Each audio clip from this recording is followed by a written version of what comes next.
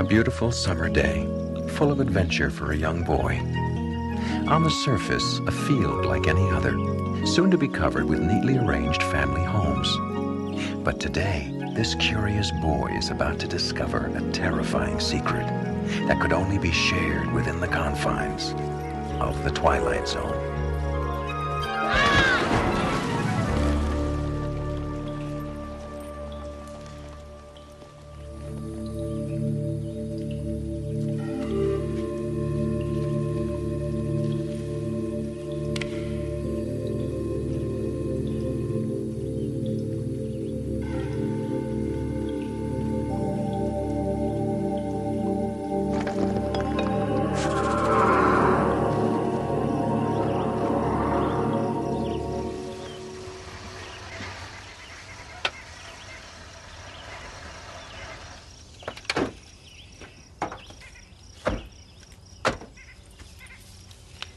Over there, Sheriff.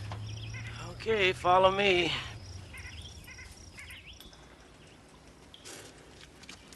Watch your step there.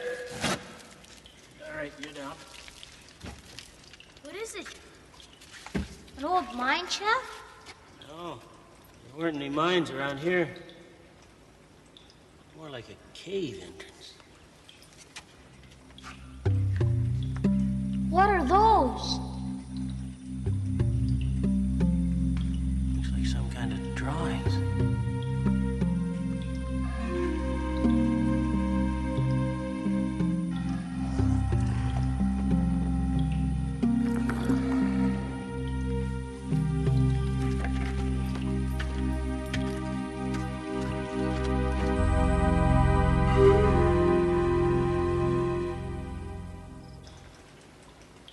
I see you're still using one of those old cameras. Oh. Gives the most detail. Well, this is the only part of the cave that we have the paintings in. Why is that, Dr. Klein? Well, we think that maybe they used this as a sort of communal area where they got together. We don't really know. All we do know is that you might just be the first person to enter this cave since prehistoric times. You mean since dinosaurs were around? Well, maybe not that long ago. But if these cave paintings are authentic, maybe as long ago as 12,000 years. How's that? Long. Well, we'll know as soon as we get these... Freeze! Sheriff. Now, very carefully, lift your right foot. Take a step backwards. Sorry about that. Hope I didn't do any damage. Fortunately, no, but you're going to have to be a lot more careful. What's this? Well, we think that that's a hunting party. See, that's a bison underneath the fire. What's that over there? Oh, that.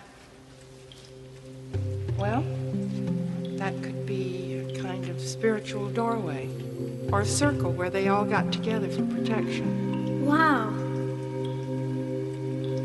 Something, huh?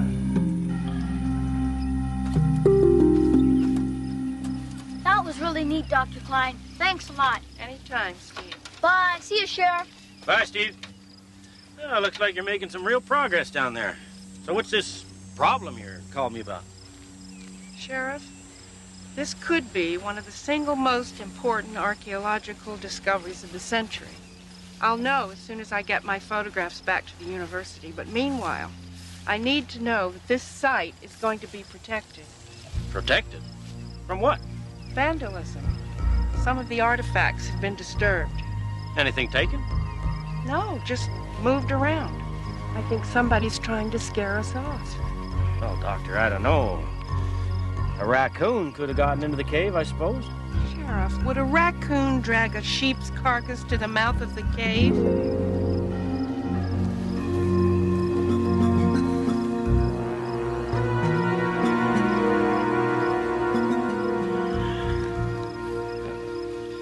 Maybe a dog or something. I don't think anybody means you any harm. This isn't like the city. Well, no offense intended. Well, no offense taken, Sheriff. But in the city, any cop on the beat would have noticed that sign. And speak of the devil, here he comes.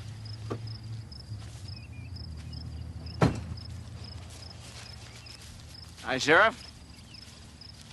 You still here? You mean in spite of your feeble attempts to scare us off? Now, Dr. Klein, What's that supposed to mean? You know what I mean. she's convinced that you are causing trouble up here. Is that so, Jim? She's the one causing trouble. I've got houses to build. Now, just because they found a hole in the ground, my whole schedule's shot to hell. I think it's a little bit more than a hole in the ground, Mr. Hilson. Fact is, it's my ground. Now, if you want a couple of rocks and bones, fine. Take them and get out of Come here. on, Jim. These things take time. Oh, fine, fine. You want to defend the little lady? Little lady? Oh, hold it, you two. Oh, come on, Roy. You know how it is. I've got 2-bedroom ranch styles to build. And swing loan payments to make, I bet. What's my financing got to do with this? You're probably way out on a limb financially, aren't you? If you don't get this development built soon, you'll lose your shirt, right? That's none of your damn business. That's all right, Sheriff. I don't need protection. It's those cave paintings that are priceless that need protecting.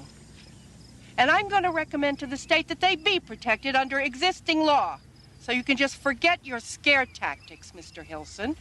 Well, I'm not going to be shoved around by some ivory tower intellectual. Dr. Klein, I will look into the vandalism. So you just go on back to your dig. She can go back to her dig. But I'm going to court.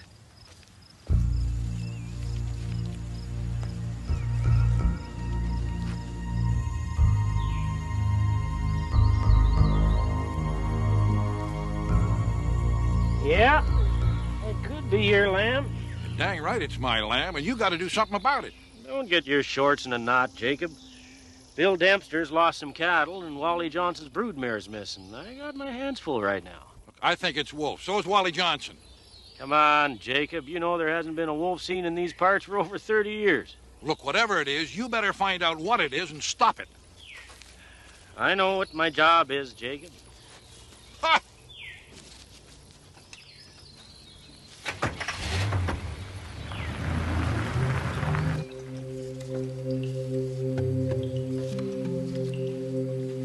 Dr. Klein, do you want to ride with us?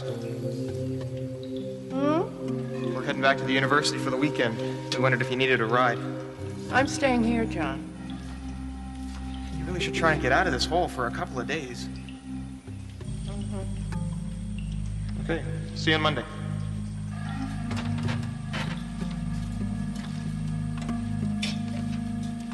Have a good time. Bye, Dr. Klein.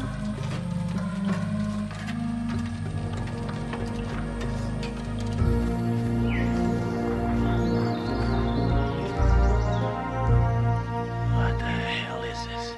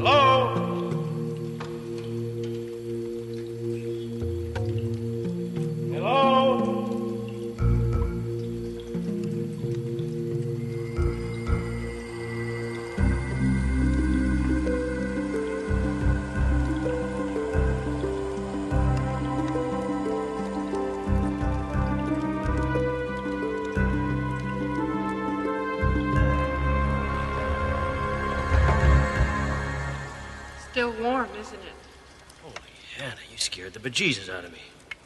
Why didn't you answer when I yelled? I didn't know who you were. What are you doing here? Tracking missing livestock. All the blood trails I've been following the last 2 days have led in this direction. And? And I think I may have an answer. The animals have been dragged into this cave and probably cooked right here. The problem is, who's been doing it? You got any ideas? Couldn't care less about some missing sheep. Who said sheep? Well, I saw the bones, Sheriff. I went up top to get some equipment. When I came back, it was there. And what are you doing here? I work here, remember? You're not doing any digging with that little flashlight. What's up? Well, you're going to think I'm crazy. But there have been some changes in the paintings. Now, what do you mean, changes? Let me show you something.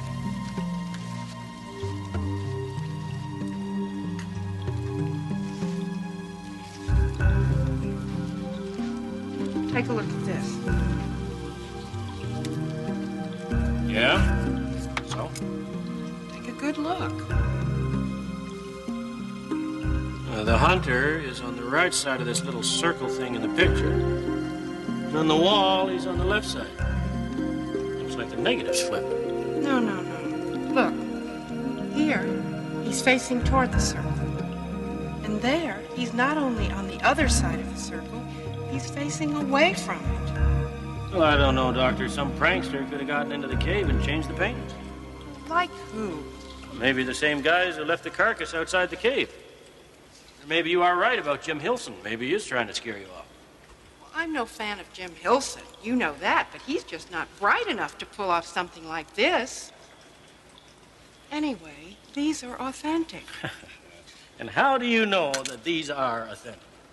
Sheriff, I studied in the caves at Altamira, Gasula Gorge, and Caplon. And I did my dissertation on the cave paintings at Lascaux. You just have to take my word for it. I know about cave paintings. Okay, so they are real. What's your explanation? I don't have any. And the fact that they're real just makes it that much more disturbing. Come to think of it, it doesn't explain what you're really doing down here tonight either. Sheriff, something is happening here late at night. That's the only explanation. There's someone here all day. So whatever is going on happens at night. And you are planning to spend the night to get the drop on the bad guys, right? Well, I don't know what kind of guys I'm dealing with, but I intend to find out. No. You're not doing anything of the sort. Come on, let's go into town. You can come back out first thing in the morning. Sheriff, you're not in charge here. I am. And I intend to spend the night, and that's that. You see, I've got my cot here so I can keep an eye on things. Doctor. So you just mosey on along, and I'll see you tomorrow. Doctor, this is my county. Toodaloo, Sheriff.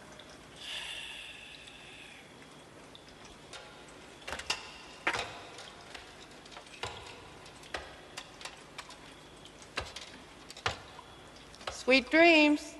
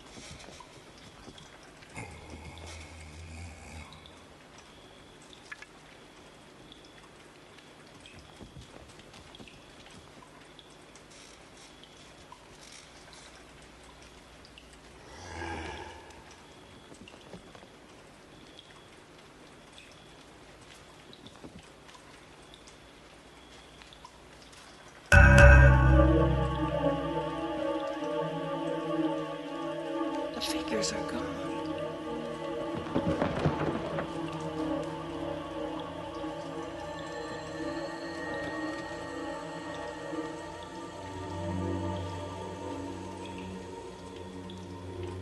What's going on?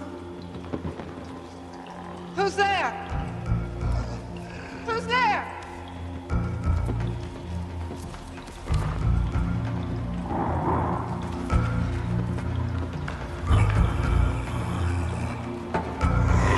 Who's there?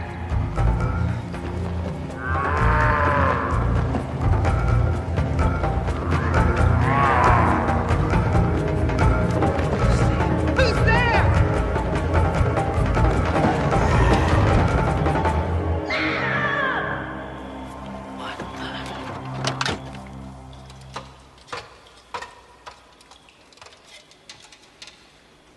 Dr. Klein!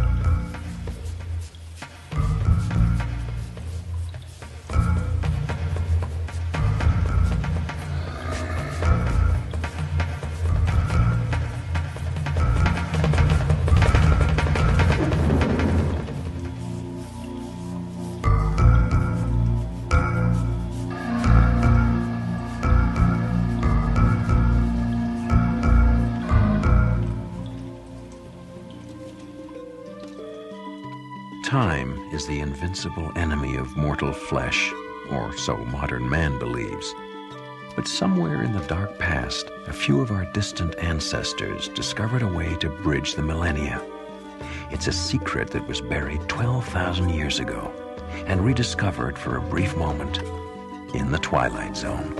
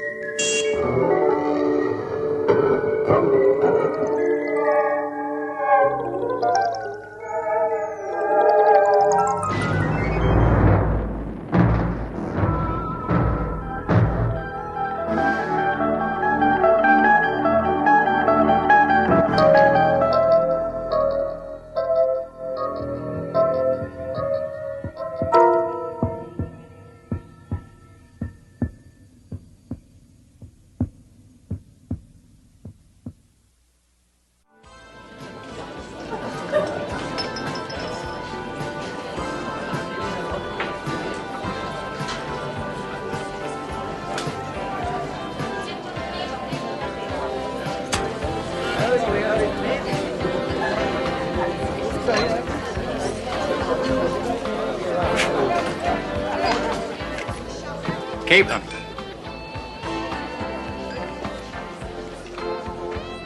Hellgramite method. Cure for the problem drinker. Hey, can I buy you a drink?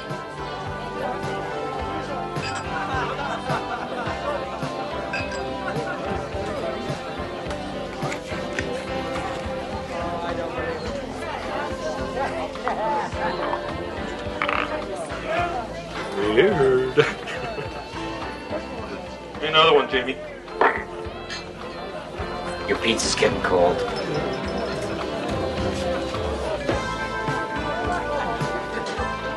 Look, we'll just make it one for the road. I'm out of here. Put it on my tab. Heard that one before.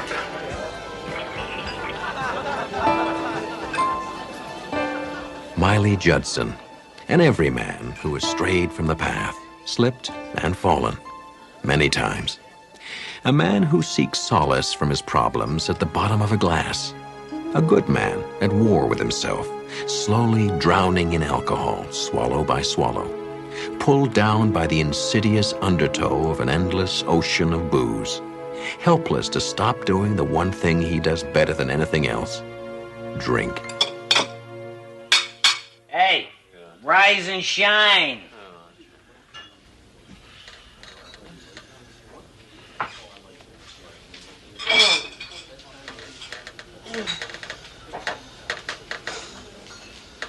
Jamie, just one more for the road.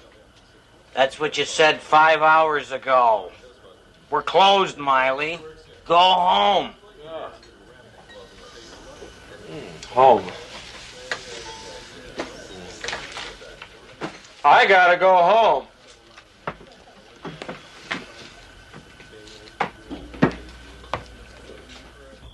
Ready? I'm home and it's pizza time. Ooh, God. God.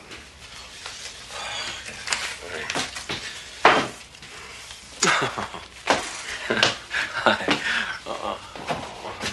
I'm sorry, honey. I know you're hungry. So what do you say we take this old cold pizza, put it in a nice hot oven. Do you have any idea what time it is? Are you sick again, Daddy? Come here. You hit the trail, kiddo. You got school tomorrow.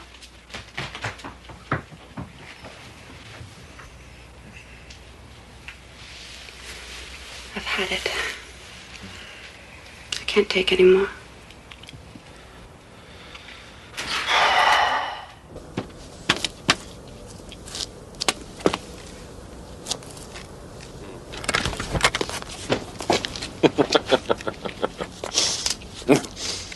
Dr. Jeannie Merrick. I know. Listen, I know it's late, but Matchbox says 24 hours a day. Come. Come in, Mr.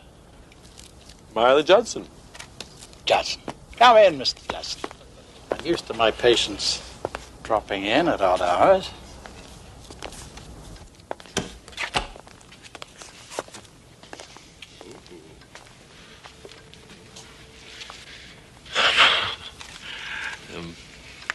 The advertisement mentions a cure. Yes.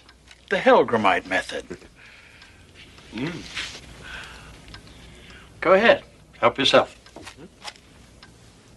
You want one? No, thank you. Now, I'll need some information. Information? What kind of information? Just tell me a little bit about yourself. Well, first of all, I'm tired of talking about all the friends I've lost. Tired about talking about all the blackouts. Tired of the hangovers. Look, I know I got a problem. I'm an alcoholic. I guess the bottom line is, what can you do about it? Have you tried to quit? Oh, 1,000 times. Tried everything. Shrinks. Aversion therapy. Nothing lasts more than 2 or 3 months. Because I love this stuff. I hate this stuff. I understand. And I can help. I've yet to encounter a case that's beyond my help. The Helgramite method is unique. Well, what are you going to do? It's the first step in your treatment. Pretty. Ooh, let's see.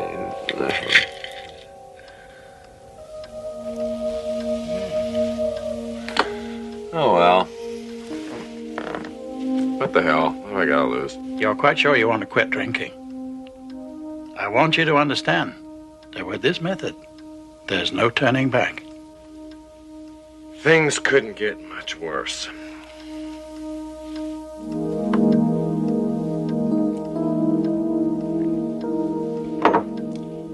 That's all there is to it for now.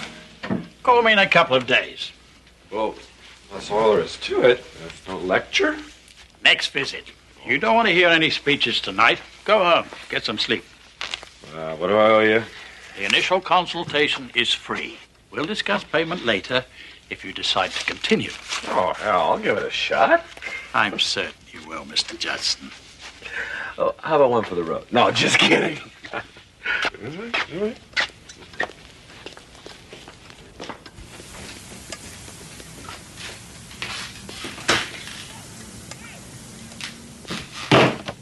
Morning.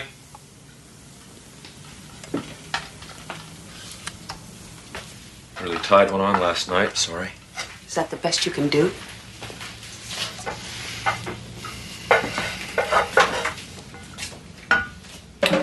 Franny, I think we need to talk. Talk? Miley, I'm fed up. Do you understand? Hi. Hey there, Chatter. Hey, Chatter. Here. Come here. Take your breakfast. Go in the other room. No, I said I was sorry, Franny.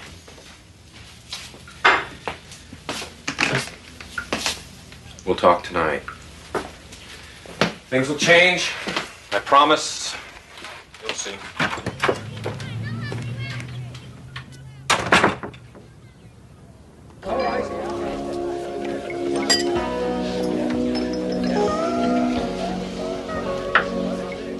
Man, you're really putting them away.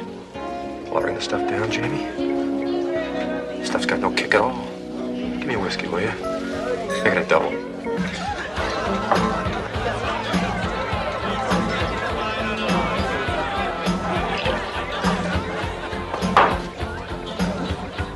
I never saw anybody drink that much and stay conscious. I don't feel a thing. This is nuts.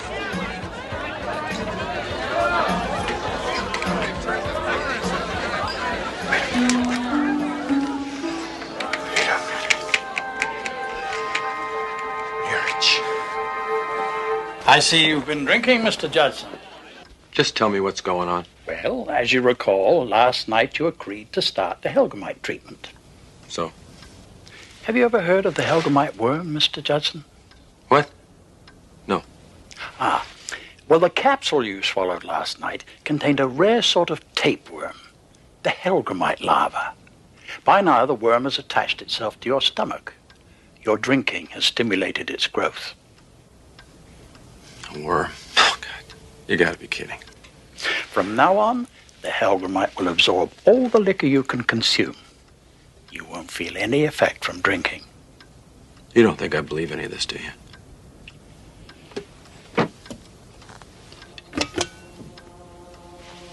Seeing is believing.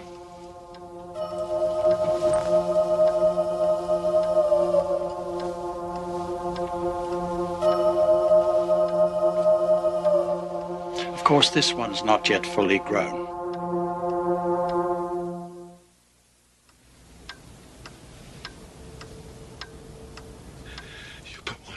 poison me. The pleasure of alcohol is over for you. No more buzz, Mr. Judson. No matter how much you drink, the worm will never be satisfied. And if ever you stop drinking, the pain will be excruciating. How could you do this to me? You did it to yourself. Oh, I've got to get rid of it. You can't! A worm is no part of you. There's got to be something I can do. There is. What? Starve it into dormancy. How? Stop drinking. Stop drinking. I stop drinking, I can stop it. It's dangerous. You might not live through it. And even if you succeed, the worm will always be waiting for you to drink again. Every time the Helgramite is wakened from his dormant state, it comes back stronger. Eventually, strong enough to kill you. I think the Helgramite is getting thirsty, Mr. Judson. Would you care for a drink to ease the pain? Or have you got the guts to stop?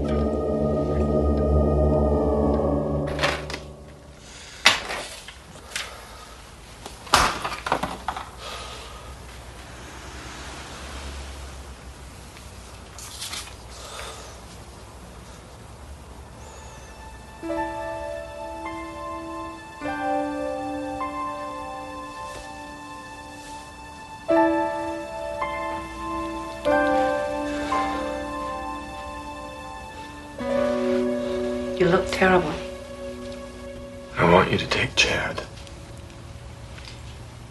Go stay with your mom and your dad for a week, maybe 2. Why? Because I'm gonna lick this thing once and for all. Cold turkey. Same old broken record.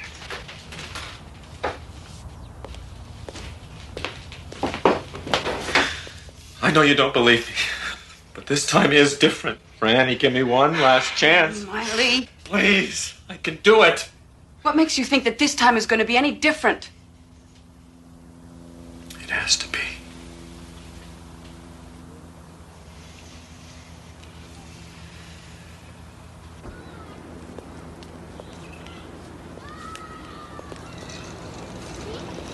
Is that it?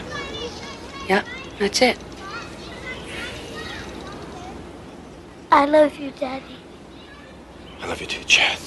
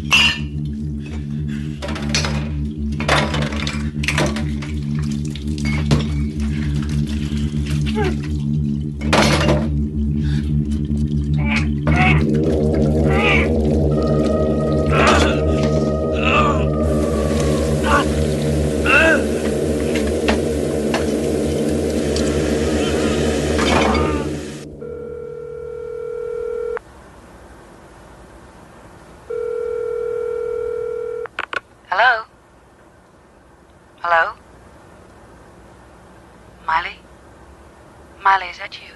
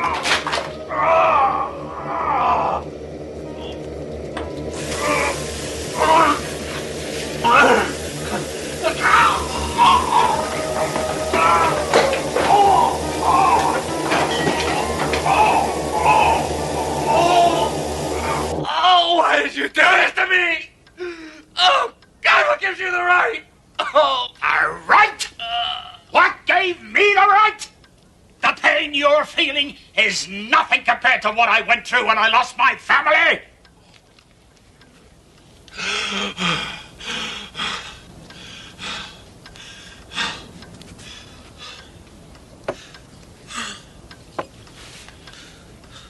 The man had been drinking.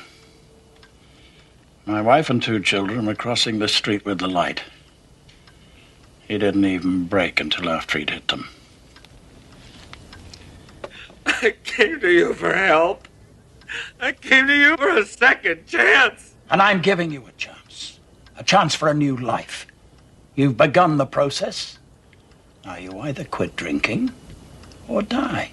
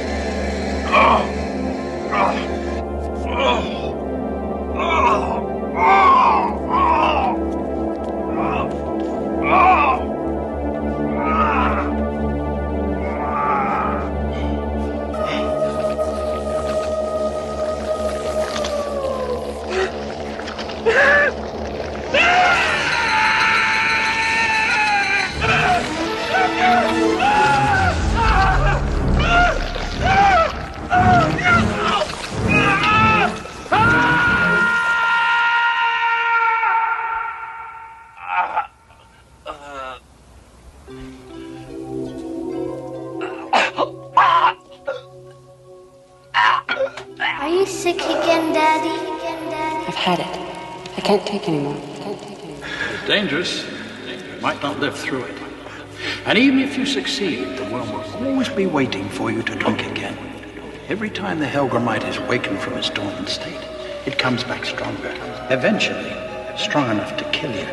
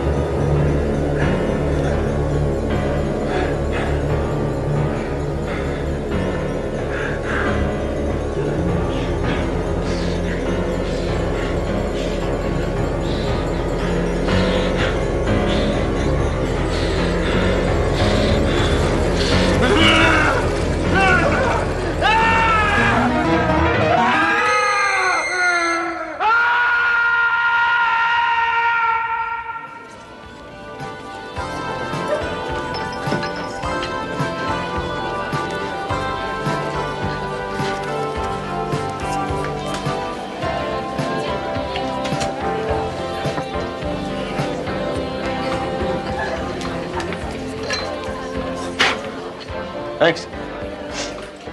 Keep them. Might need them. Miley, where you been keeping yourself? You on the wagon again? Sort of square my tab. Thanks. How about a drink? It's on the house. Gotta run. See you around.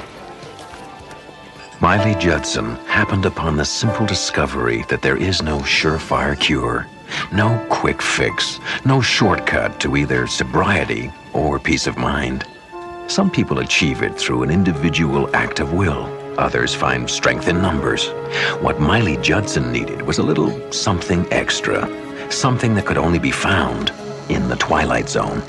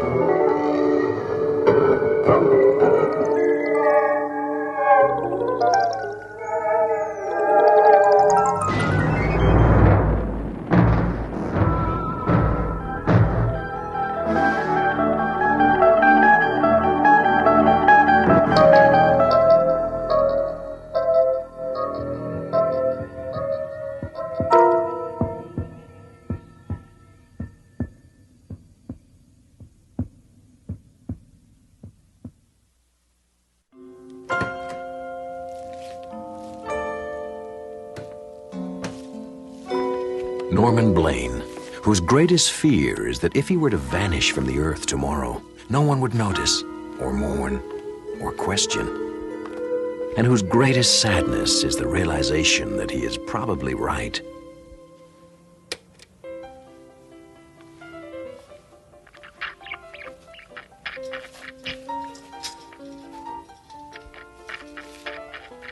Sofa, coffee table, chair, and pet. Solitary decorations in a life noted chiefly for its isolation. Point of origin and point of destination for Norman Blaine, whose days and nights are routinely swallowed into unhappy silence.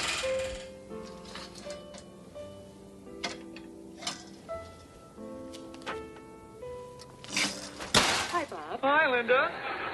You going out tonight? No, I'm going to court tomorrow. Oh, great, Bob. They're going to let you practice again. No, it's alimony court, Mike. My wife's suing me for $1,000 because she says a cat needs daycare. Oh, alimony. You see, Linda, I hadn't even thought about alimony. Ludwig van Beethoven, Claude Debussy, Tchaikovsky, and Ravel. Finally, a collection of your all-time favorite classical hits. Remember this one? Or this haunting melody? Music whose beauty never fades. All on one album in a unique offer. Only a limited number of these special edition sets will be made available to the public. So, call 555-4221 and order Classic Edition Volume 1 while supplies last. For your album, cassette, or CD, call 555-4221. Operators standing by 24 hours a day. Moments to remember for all time. Share this album with your loved ones. Rachmaninoff, Haydn, Strauss's Blue Danube, Pachelbel's Canon in D. You'll be glad.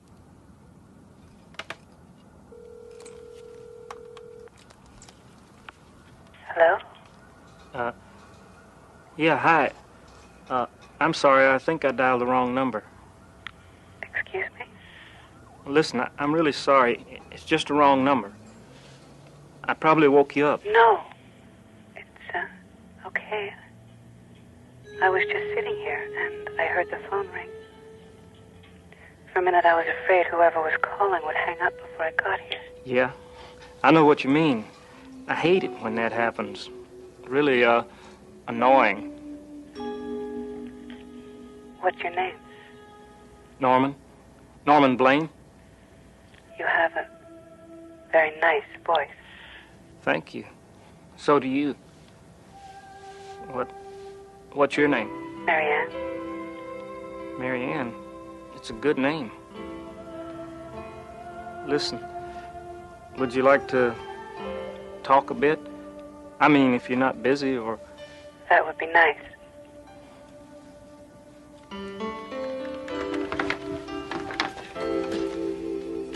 So, where was I? Talking to some strange woman for an hour. Hour and a half. That's the amazing thing about it. It wasn't like she was a stranger at all. It was, I don't know, special somehow. She was a little nervous at first, but after a while she started talking, I started talking, like we were old friends. Next thing I knew, it was... It was an hour and a half later. Exactly. She was friendly and fun. God, I hadn't had that much fun in ages. Now I don't know what to do next. I mean, she said I could call her back tonight after 7. I guess she works late. But I'd really like to meet her. I just don't know. Look, Norman, a year and 2 months, you and I have been sharing this office. For a year and 2 months, I've been able to come in here and sit at my desk and pretend that I'm all alone. Because from your side of the room, came a blissful silence. I mean, I really like silence. I have 5 kids. Look, you want my advice? Ask her out, okay? You know, suggest lunch or dinner or ice cream, a trip to the zoo, whatever, just go crazy. You know, the fact is that she wouldn't spend all that time talking to you if she didn't want to meet you, right? Simple problem, simple solution, okay? Now, Norman, you're a nice guy, but for the next hour, I would really like to have no noise. That would make me a really happy man. Okay?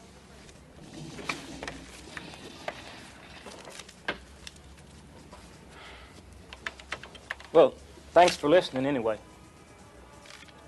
That was a noise.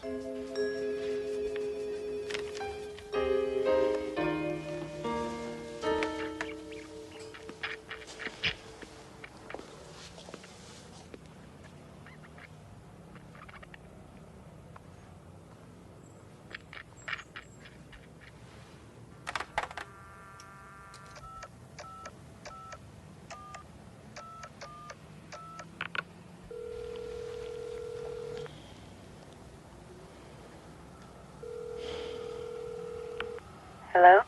Hi, it's me. I didn't realize we've been talking for over 3 hours. I probably should let you go. All right. But one more thing. I just want you to know, Norman, I really enjoyed our talk last night. And tonight. I wanted to thank you. Well, same here. In fact, listen, I was thinking and wondering if you'd like to get together sometime. Maybe lunch, dinner, a movie, anything you want. Norman. No rush. I mean, anytime, it's okay. No, I really can't. We have so much fun just talking. Why do we have to change it? Can't we just leave it at this? Well, sure. I guess so. I've hurt you, haven't I? No. Really, it's okay. Like I said, I just enjoy talking to you. Honest. Promise you'll call me tomorrow? I promise. Bye, Norman.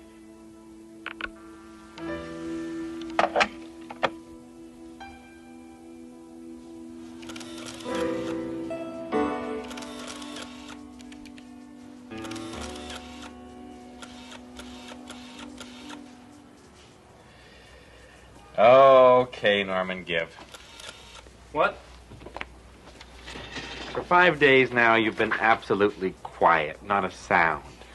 You know, it's the strangest thing. We've talked for hours and hours over the phone, but she won't come out on a date. So let me give you some advice. Okay. Look, you say you want to meet this woman, right?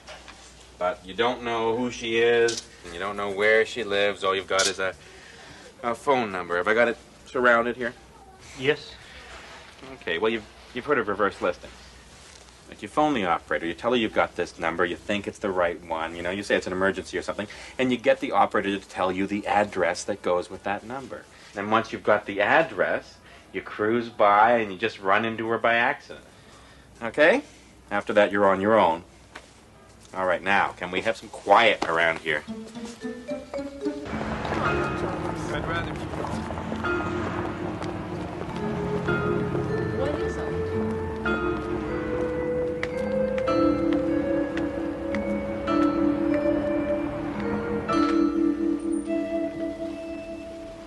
Excuse me, do you know if a Mary Ann works here? Mary Ann. Would you know her last name?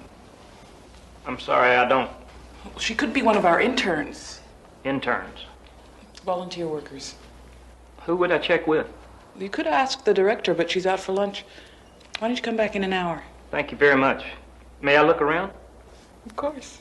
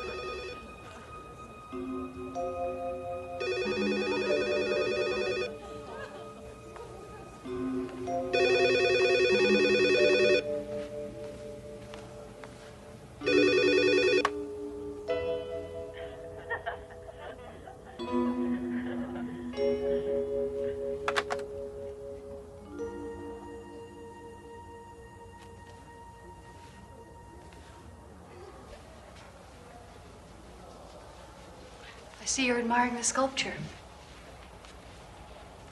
Very nice. Terrible story, that one. Oh? That's the last thing she ever did. The self-portrait. Hmm. I never met the woman myself, but if this work is any indication, we've lost a very special artist. Why a woman as talented as that would kill herself, I don't know. She killed herself. Oh, yes. There were the usual rumors, of course. Lovers' quarrels and all that. What a waste. It breaks my heart to think we'll never see anything else from Mary Ann Lindaby.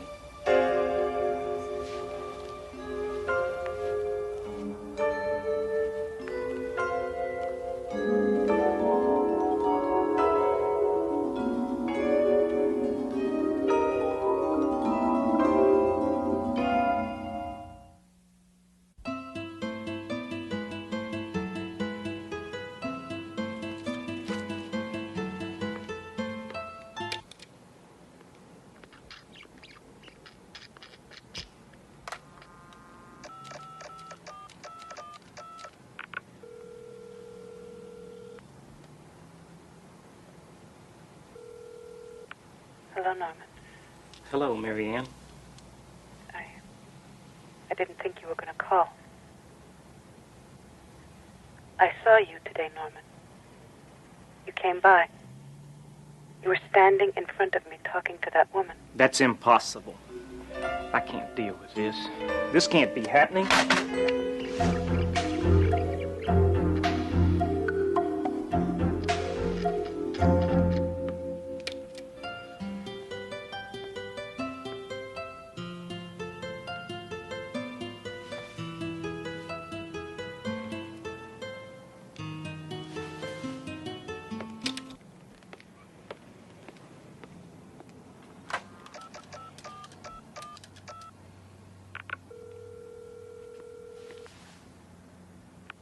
Hello? I'm sorry, Mary Ann. No. It's me. I'm the one who should be sorry. I never should have answered the phone. But it's been so long, Norman. So long since I've talked to anyone. It was dark. And I was so alone. I know. So was I. I have to go now. No, wait, please. You can't go away like that. Sorry, Norman. Please. Goodbye.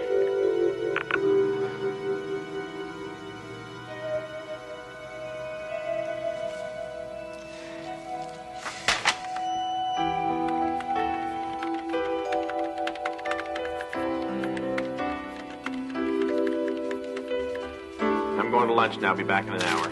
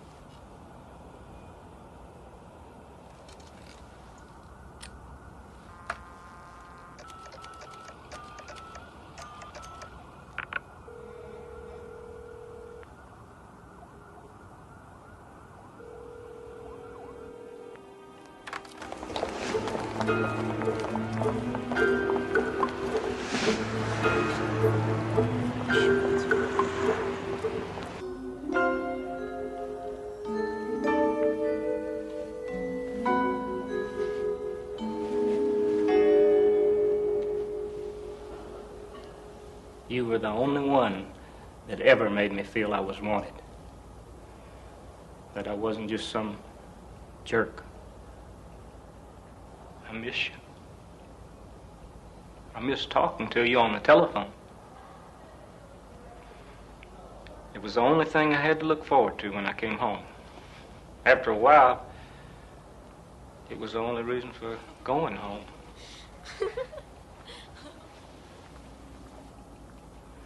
Don't you understand? I used to feel I was nothing, that I had nothing. And then there was you, and everything changed. And I thought, my God, I'm in love.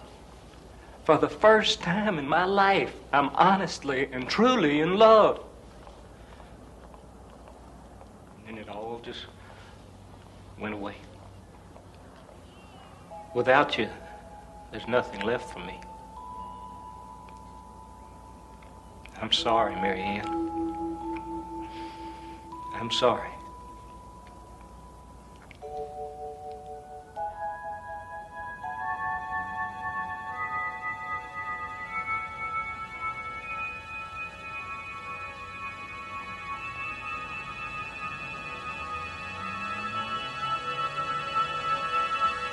Excuse me. I'm gonna have to ask you not to touch the exhibit, sir. Goodbye.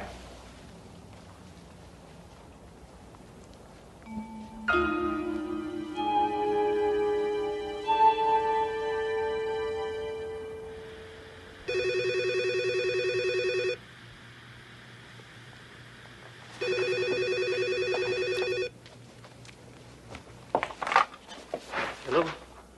Norman? Mary Ann. It was so hard to call you. It's dark here.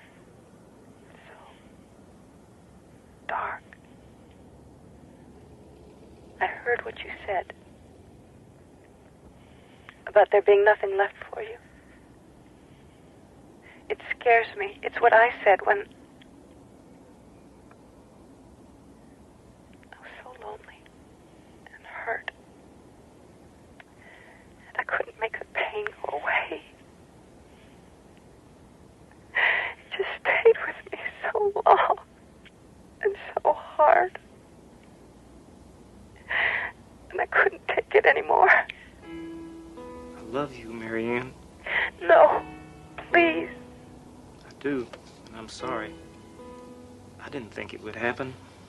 I didn't expect it, ever. And I can't help it. I love you.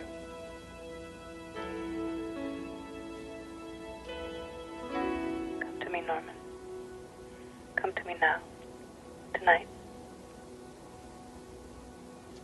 But the museum, it'll be closed. Don't worry. I'll take care of it. But come now, before I change my mind. Hurry. Okay.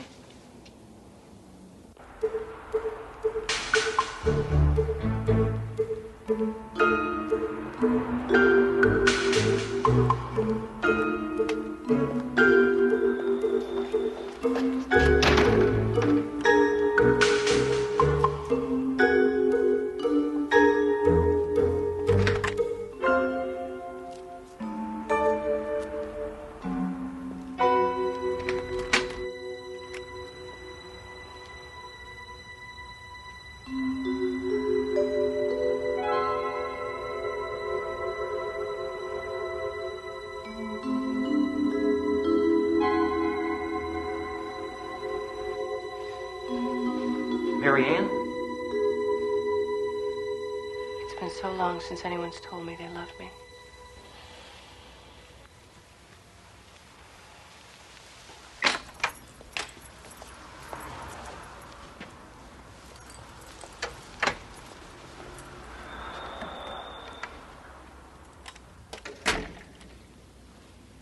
I don't want to be alone anymore. Stay with me. Please? Forever.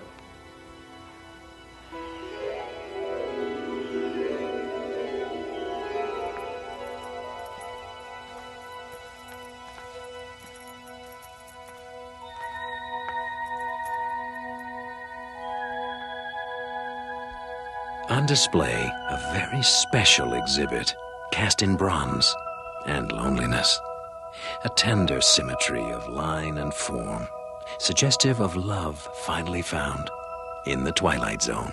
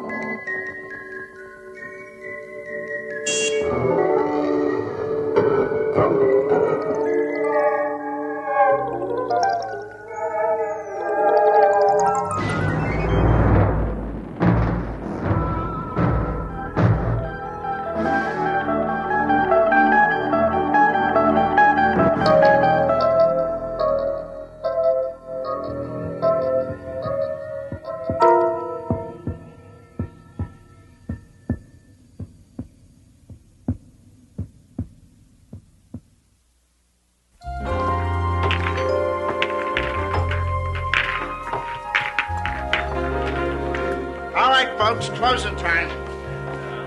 Oh, look at this shot. You'll never sink this in a million years. Guy thinks he's the next Fats Brown. Come on, let's get out of here. Hey, Joe, how come he gets to stay? Because he asks nice. Now get going. I'm off to Mulvaney's. Anybody for a beer?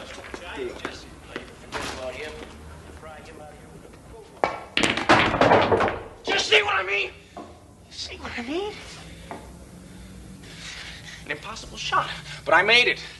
The right stuff, the right draw, perfect position.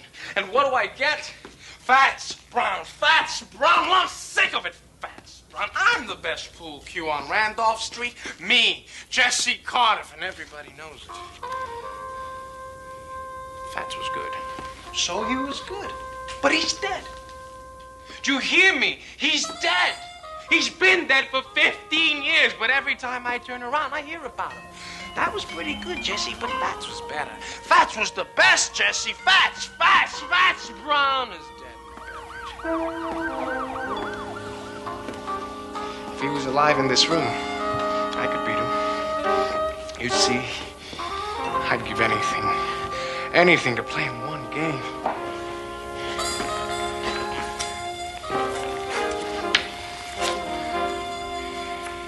I'd show you who's best. One game. One lousy game.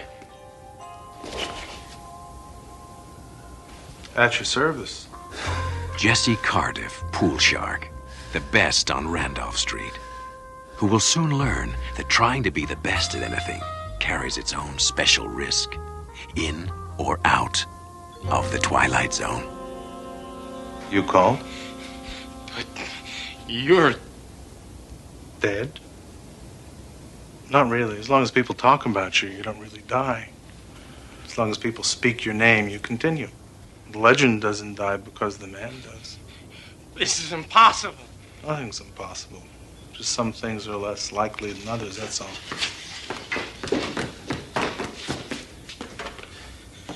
This isn't a rib. You're him. You're James Howard Brown. See, my friends call me Fats. Now, I know it's a shock, but you called me. I didn't call you. I didn't mean that it... It's just let it talk. I was only... You like to play with fire, but you don't like to cook. Is that it? You know that you're not as good as you claim to be. You know deep down inside that you're second rate. Hey, hold on. Strictly second rate. What, are you afraid? Look, I come a long way. I don't like to be fooled with. I meet guys like you all the time. A little knack, a little skill, a little style. But when the heat's on, you choke. Excuse me. You've never seen me play. How you know I can't beat you? It is possible, isn't it? Oh, yeah, it's possible. But you ain't gonna do it with your mouth. All right, fat boy. dead or alive, I'll tell you something. You may be some tin god, but I think you're just a big balloon waiting for somebody to put a needle in you. Well, I'm that somebody. This is a needle. So you play me then? Rack 'em.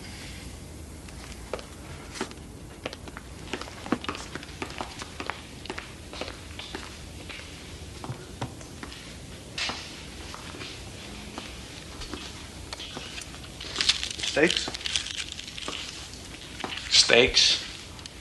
Yeah, there's something to make the game a little more interesting. And you're all of it.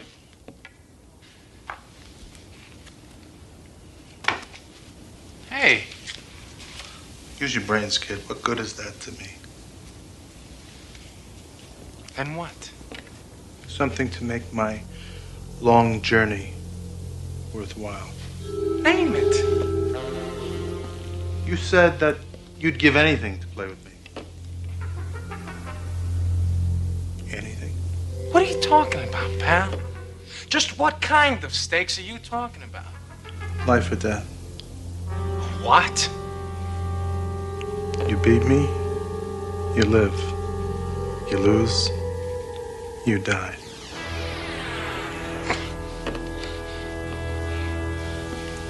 It's interesting. It's interesting to see how much faith you have in yourself. You don't want to be the best bad enough, kid. When I was your age, I'd have jumped at the chance. But then again, I wasn't second rate. Hey, hold on.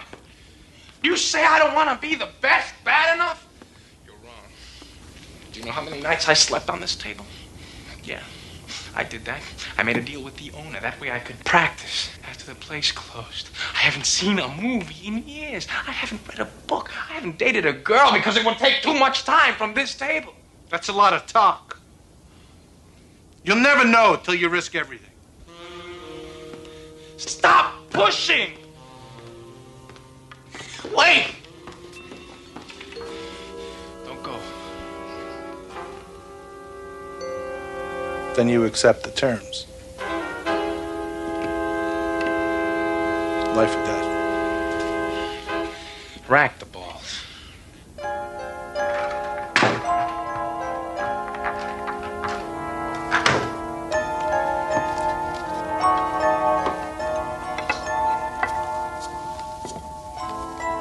I had this specially made for me in St. Louis. Rock maple, ebony. Cost me $600. I've been making a living from it for about 25 years. What's the name of the game? 9-ball? 8-ball? Rotation. Get out of here. Nobody plays that. I do. What's mine? Not up to it? I'm up to it. I know the rules. 300 points. Toss for the break? Sure. Call it. Tails.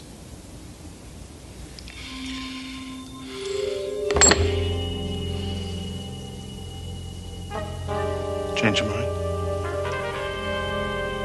You can, you know. Heads. My break.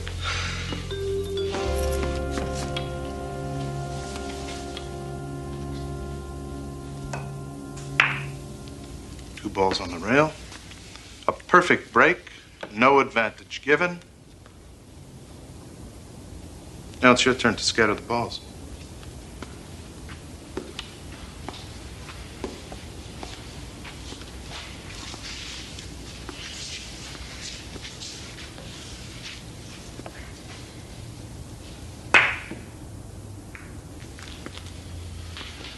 Do something with that.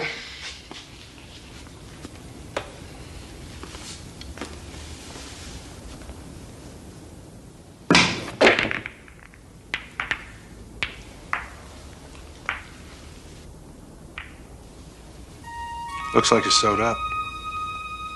It'll cost you if you don't connect with the one ball.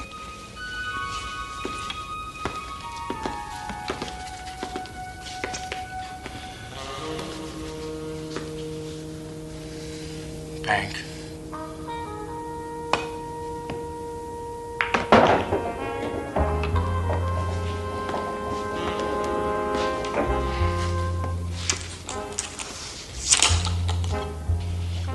Two rails, two ball corner pocket.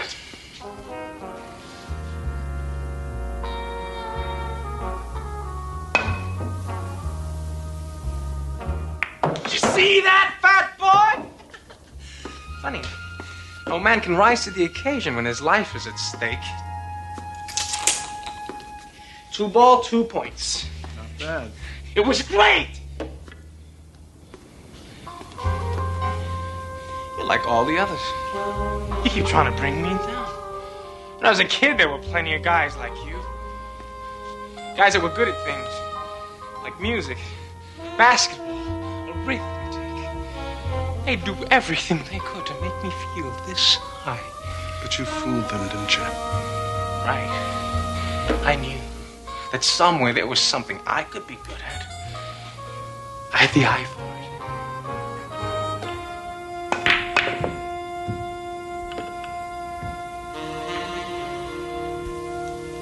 it. What happened to it?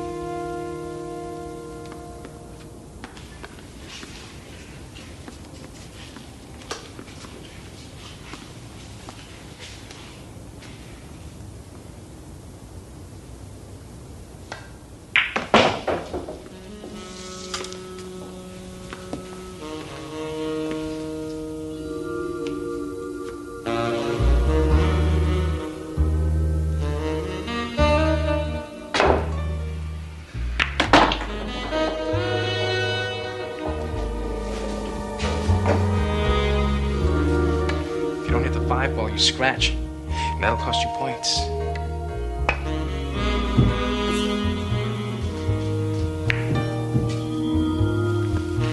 Your shot.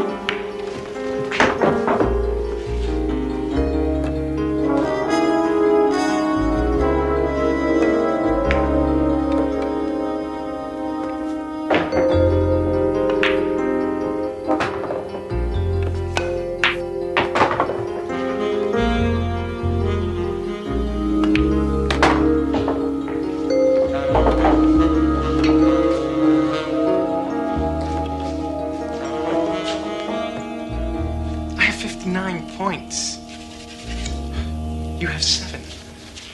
Game's young yet, my friend. Very young. Shoot.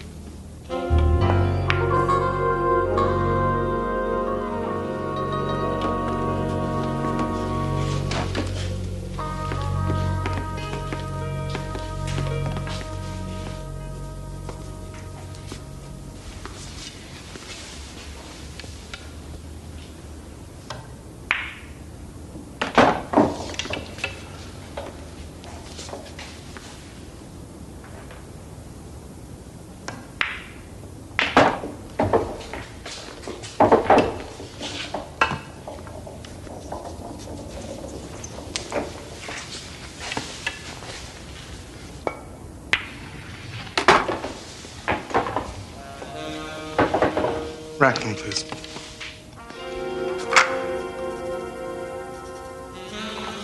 $15 ball in that pocket, and a perfect break at the same time.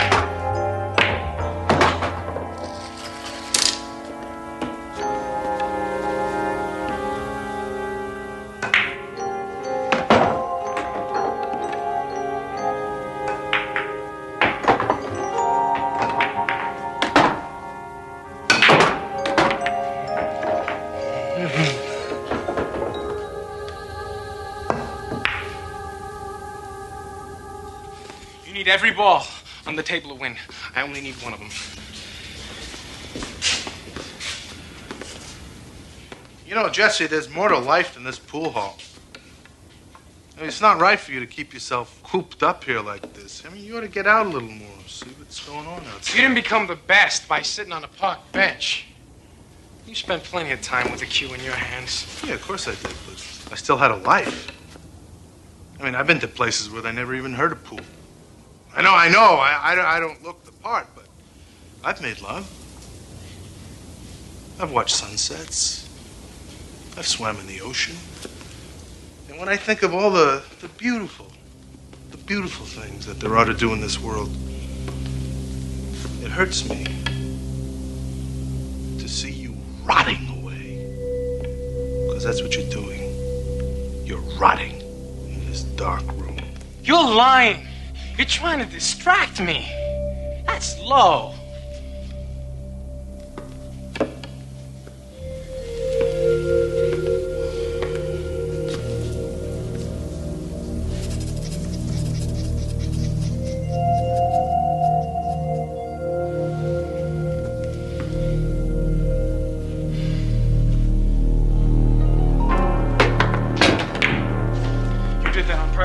You made me miss! A little gamesmanship, a little pressure, and you come apart. That's kid stuff.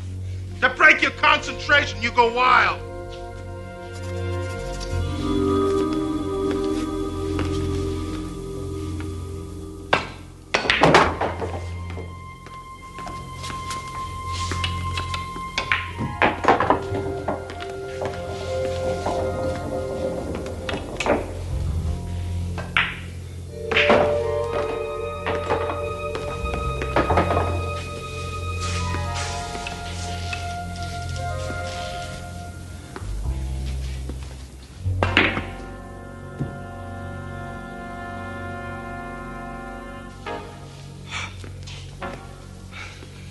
That's it. The game ball. All my life, I've waited for this moment. Sink it, and I beat you. I become the greatest. If you sink it. You're sweating. Why are you nervous? For reasons you probably wouldn't understand. Oh, I understand. It means a lot, doesn't it? Even to a dead man. To have your name up there as the unbeatable champion of all time. Well, it carries a certain satisfaction, yes. I'll give you a shot at my crown, Jesse. But only if you're willing to stake your life on the game. Couldn't be just a friendly game, could it? Well, I take him as I get him. It's not just a friendly game to you. It's a life or death thing. So I acted accordingly. You see, the champions and the legends serve a purpose. They're an incentive. They're a challenge. I don't need no challenge. Everybody needs a challenge. The great musicians, they're better. They're better because of Bach. They're better because of Beethoven, Mozart. See, I'm just a pool player. But I'm the best. You were the best.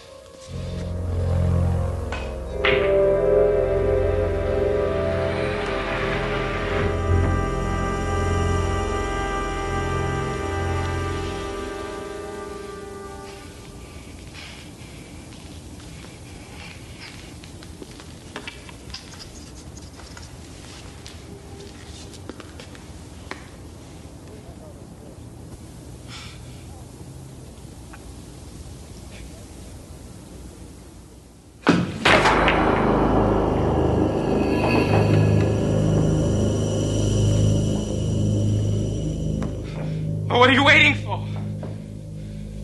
Get it over with. You said life or death.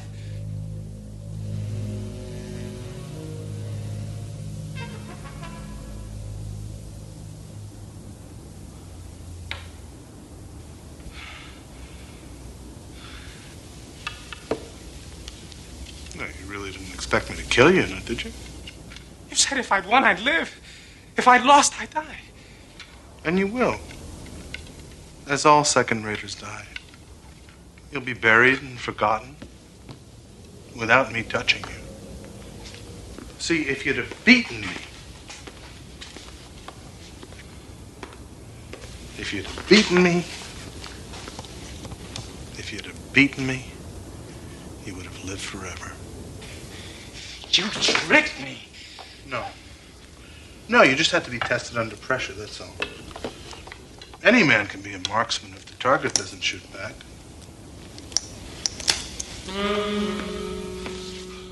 Wait! It's not over! I haven't given up. I'll practice. Night and day. I'm still alive. I can be better. I will be better. You're from me again, Fat Sprout.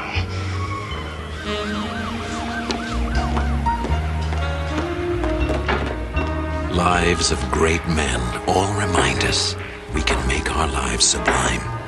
And departing, leave behind us footprints on the sands of time, on the earth as we know it, and in the Twilight Zone.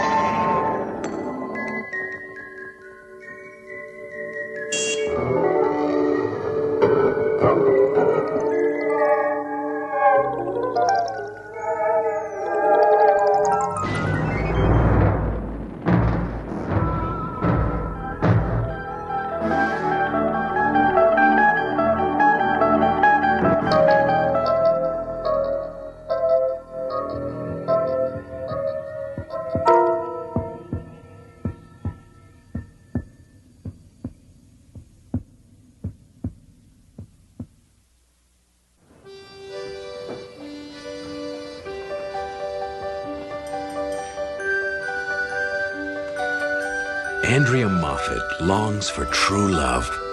A man who is strong, handsome, and exotic, who desires her above all other women. She is about to learn that naivety has its price, and that the universe has a very curious sense of humor. Do you have the key for the other register? No, try the mouse. I think she had it last. She's not a mouse. Hamster? No, wait. Gerbil. Cute and fuzzy? Soft and squishy? You know, you're wasting your time with her.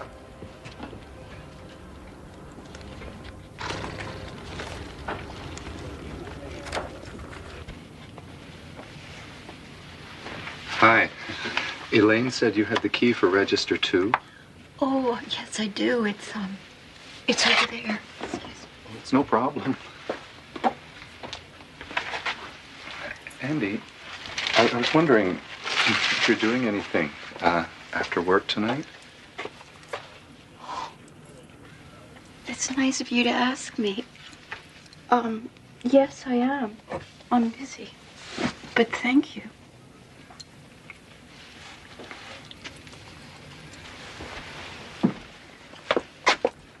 Squeak, squeak. You know, you really shouldn't pass up Carl. He's not such a bad catch. I mean, someone like you can't afford to be choosy. Quiet, I mean.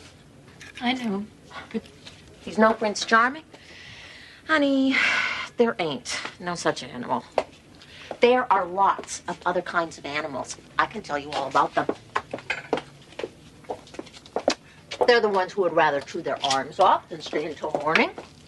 And then, of course, they're the ones who expect you to make breakfast for them as a reward for their performance. Elaine, you said you were going to give up those downers if they ever catch you.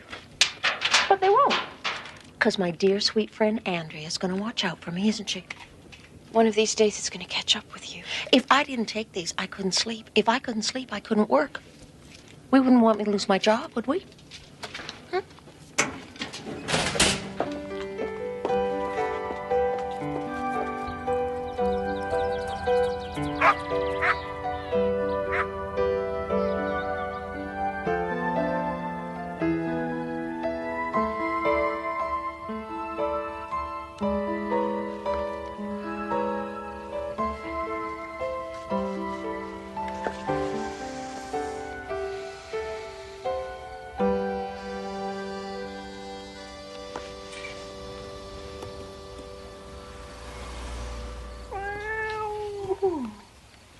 Hello. Hello there. I haven't seen you around here before. Are you friendly? Let me see. Oh, you're a big one. Let me see you. Let me see you. Oh, what's the matter? You don't have a collar, huh? Didn't anyone buy you a collar? You know? If somebody loved you, they'd buy you a collar. There you go, big guy. Like that. Ooh, you're thirsty. Don't you make a habit of it, though.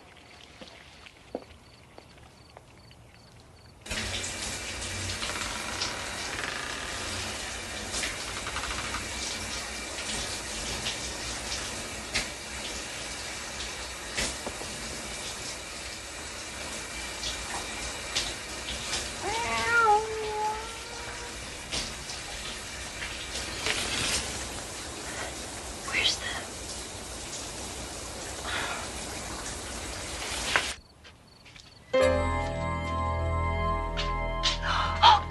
Scream if you must. I've checked out your place. You've gone to a lot of trouble to isolate yourself, to hide from the world. I'll call the police. By all means. Tell them that you've seen a man turn into a cat.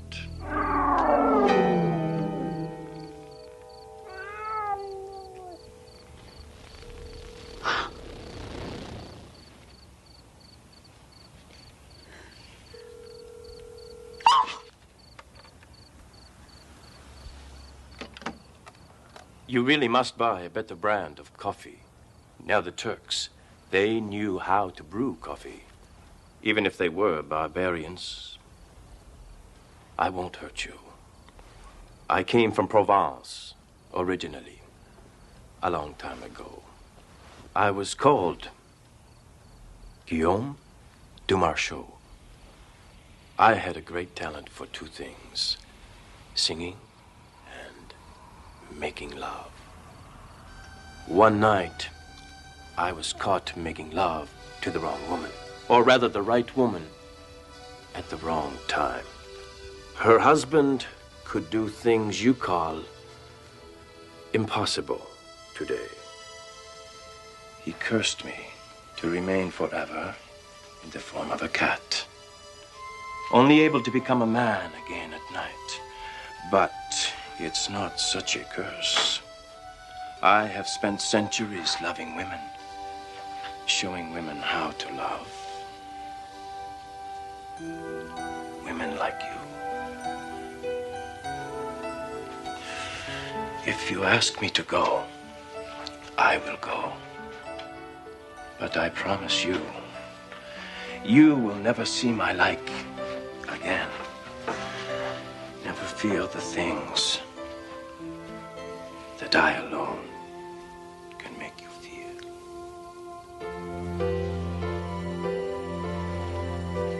This is a dream. It's a very nice dream, yes? Yes. No. Yes, it is. I just never thought that it would happen to me. You are the one, aren't you? Am I? Yes.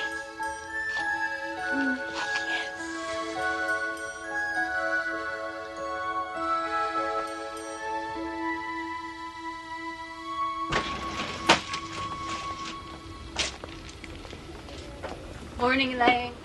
Morning, Carl. Chipper, happy, perky? The end of the world is upon us. Have you been drinking too much coffee again? Nope. I just had a nice night. Morning, Dr. Wood.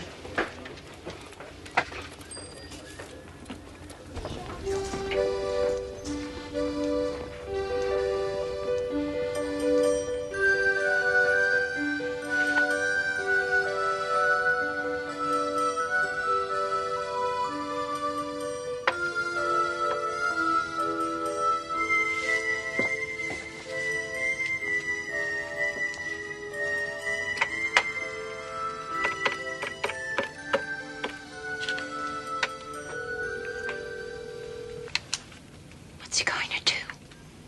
Meow at me?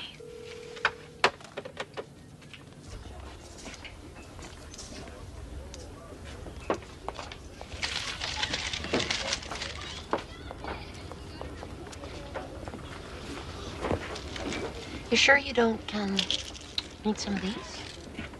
Would you please put them back? Just trying to be neighborly.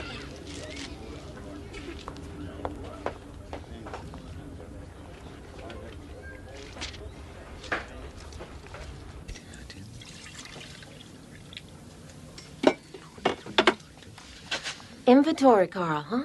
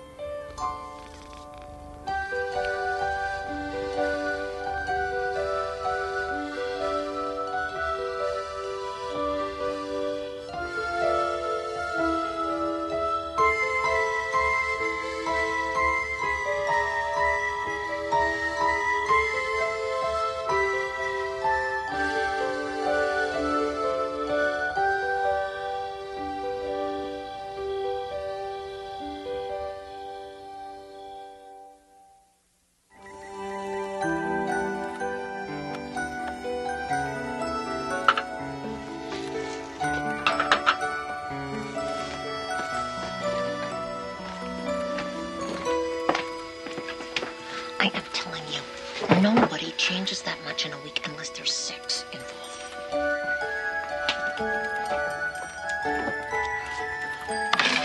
Oh, that's $36.75? What I would give to be a fly on the wall. As opposed to a bat in her belfry? Is that a remark? Hi. How are you? You know what? I have something for you. I have a present. Here it is.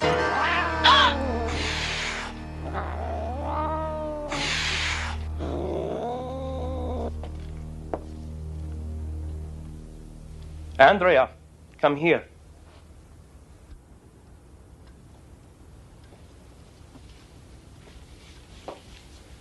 What were you thinking of? What do you think would have happened when I tried to become a man with this around my neck? I'm sorry, Guillaume. I just didn't want anyone to pick you up as a stray during the day. I didn't think. I haven't survived this long by letting some fool of a woman put a collar on me. No one owns Guillaume de Marchaux. No one. Do you hear? I'm sorry, Guillaume. I bought some other things for you. Shirts. Socks.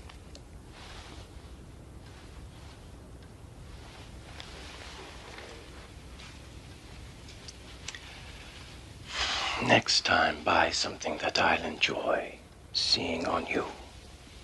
Silk, satin, black lace. You know what I want.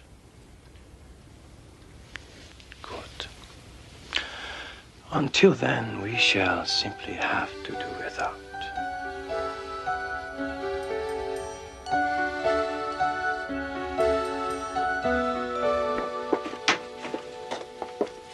long lunch.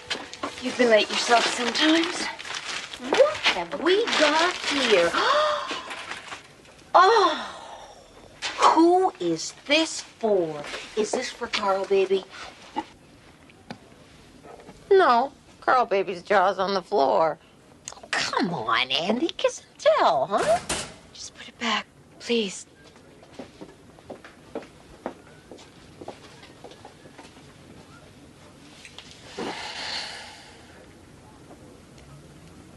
I think it's about time a certain fly made an appearance on a certain wall.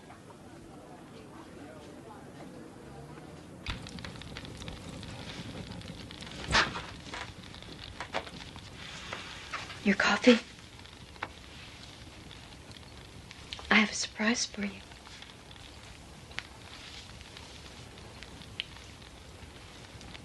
Yes, it's very nice.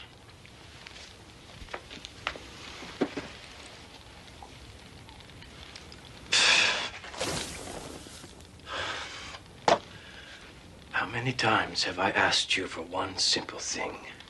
I want something that a man can stand to drink, not this sewage water that you keep serving me. I'll get some tomorrow. You will go now, or I will leave. For good.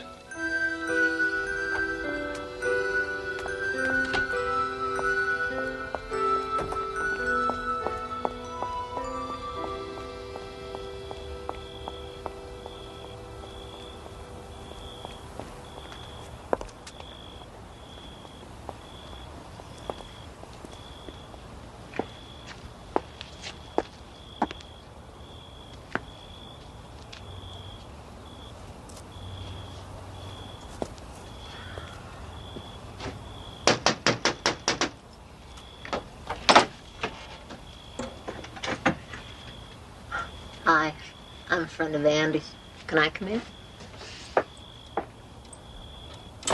Lately, Andy's been so, tense at work. I just thought I'd, stop in and see how she was getting on. I've heard a lot about you. Oh, nothing bad, I hope. That depends on what one means by bad, does it not? We have 20 minutes to become acquainted.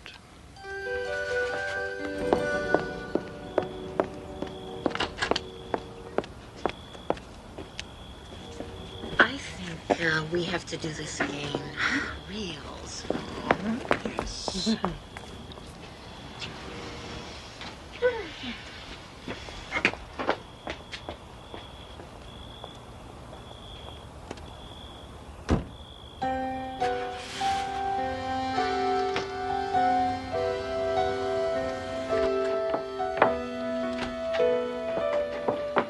You just missed your friend, Elaine.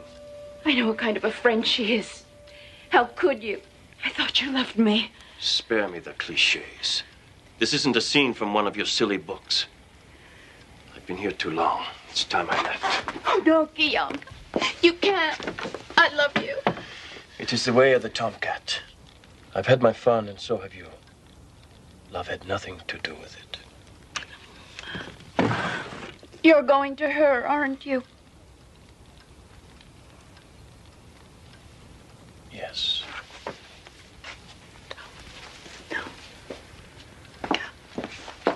Oh, Guillaume. Please, don't go. Just one more night. That's all I ask. Please.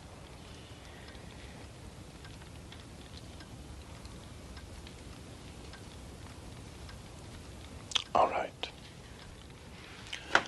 One more night.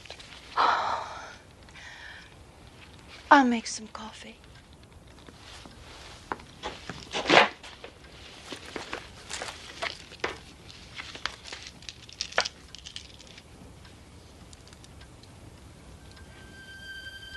You can't buy me back with coffee, Andrea. After tonight, it's over.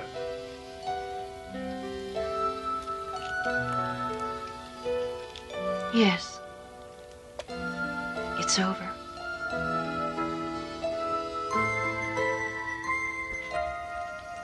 Your coffee.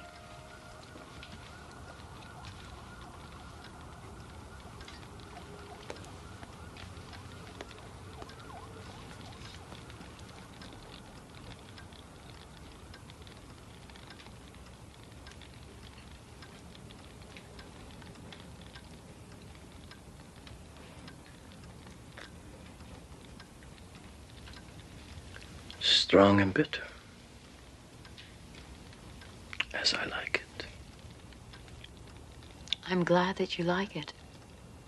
I picked it especially for you.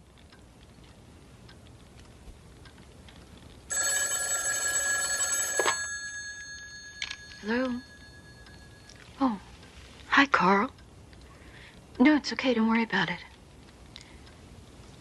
Yeah, well, Elaine does things like that.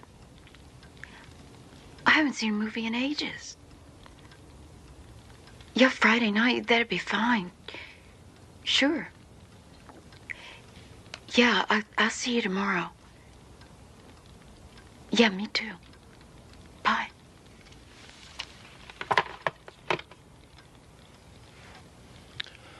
Poor Andrea. The injured innocent. You are no better than any other woman I've ever known. You never learn. You...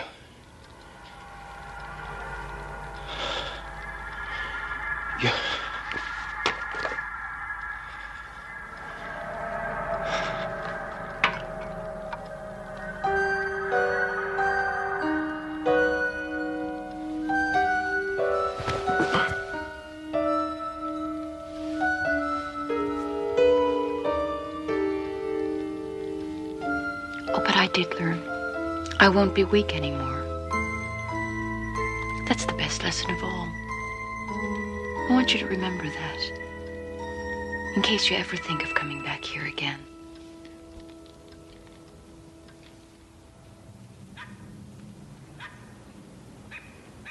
Have you been here before? No, I haven't been here before. Sex? Male. He's a tomcat. Well then, what can we do for you today? I'd like to have him fixed. A lesson on romance versus reality, with a word of warning for those who want to mix the two. Don't. Or you may find your head in the clouds, your feet on the ground, and the rest of you somewhere in the Twilight Zone.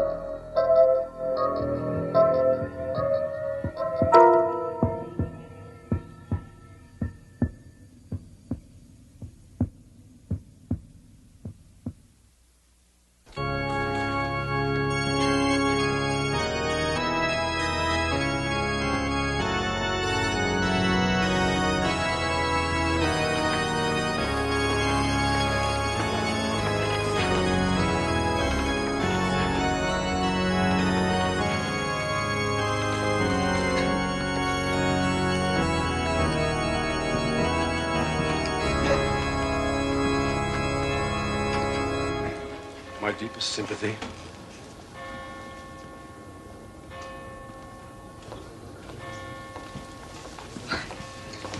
A lovely service. Terrible loss. Yes. Are you related to the deceased? No, not at all. Oh, a friend of the family then. No, actually, I don't know anyone here. They're all strangers to me. But it was still a very lovely service. Barbara LeMay, the woman in black, out of place in a world of colors and sounds and life. A woman caught between fascination and something more profound and less earthly. Barbara LeMay, with one foot in the grave, the other firmly planted in the Twilight Zone. As I was saying, a lovely service. There must have been at least 150 people there. They had a reception afterwards, and they served the most delicious finger sandwiches. So, who was the service for? I didn't know we knew anyone who had died. I'm not certain. You know how I am with names. You mean you... Mother, you have got to stop going to funerals for people you don't even know. Why? Well, because it's wrong, that's all. They had white roses. Oh, you should have seen them. White roses tied with tiny red ribbons. Silk, I think they were. One for each year. There was music. And there were such words spoken. Such love. When I go, I think I would very much want a service like that. Would you see to it, dear? Mother, will you please stop it? You know I don't like to hear you talk like this. Jason, these things happen. We hate to think about them. No. You don't hate to think about them. You love to think about them. Mother, why is it every time I see you, every other word is death?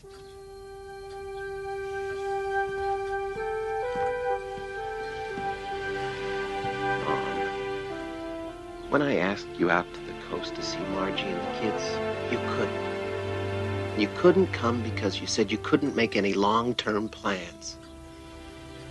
How the hell am I supposed to explain that to them? I'm sorry. Grandma can't come for Thanksgiving because she isn't sure whether she'll be alive or not. You hurt them. I'm sorry. I really am. I know. I just wish you'd stop all this. Let some light in here. Get some air. Mother, this obsession of yours is not good. It's not healthy. It's morbid.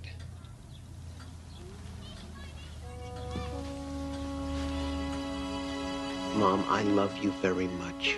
And I want you to see your grandchildren grow up. I'll try. I will, really. Okay. Oh, I'm sorry. I've got to go. Plane to catch. Then you go. And you give my love to Margie and Ben and Susan. I'll be fine. Really.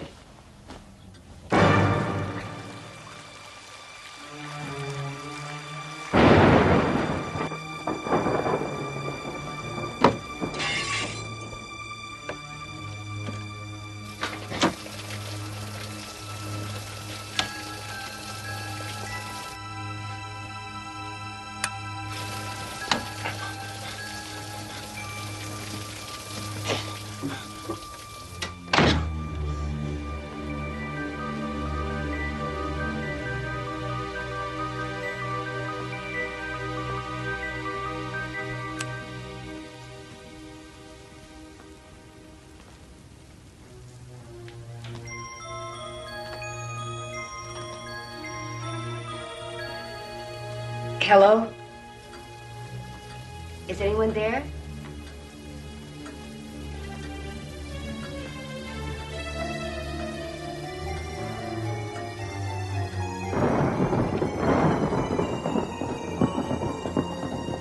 Don't move! Don't call the cops. I'll kill you, I swear.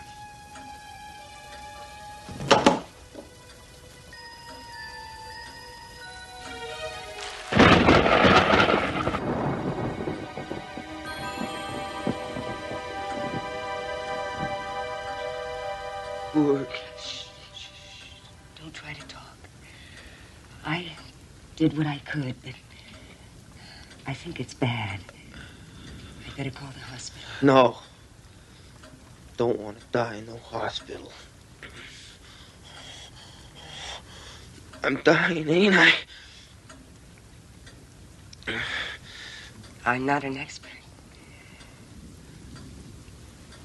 But yes, I think you are dying.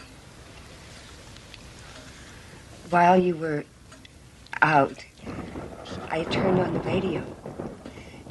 They mentioned a robbery at an all-night liquor store. $27 and change. Ain't that something? I'll get you some water. No. Please. Don't worry. I won't leave you alone. I understand. Perhaps better than you know. I'll wait with you. We'll both wait together.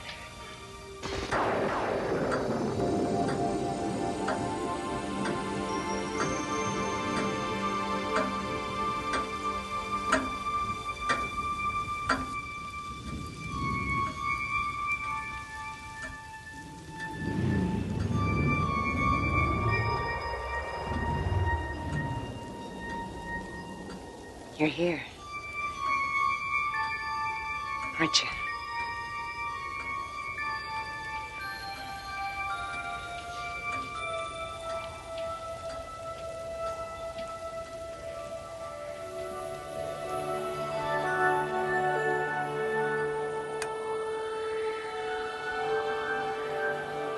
Yes, I'm here.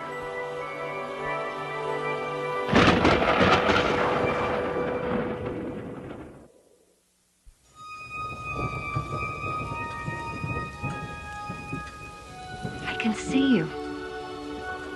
Are you surprised? No.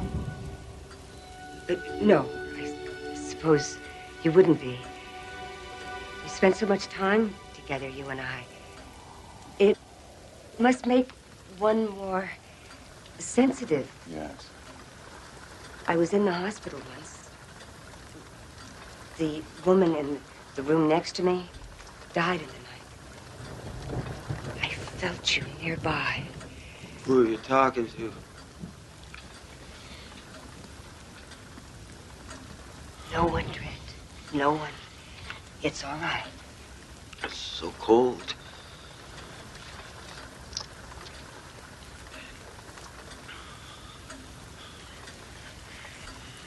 He can't see you. I won't exist for him until it's time. Where do you take us? To a better place?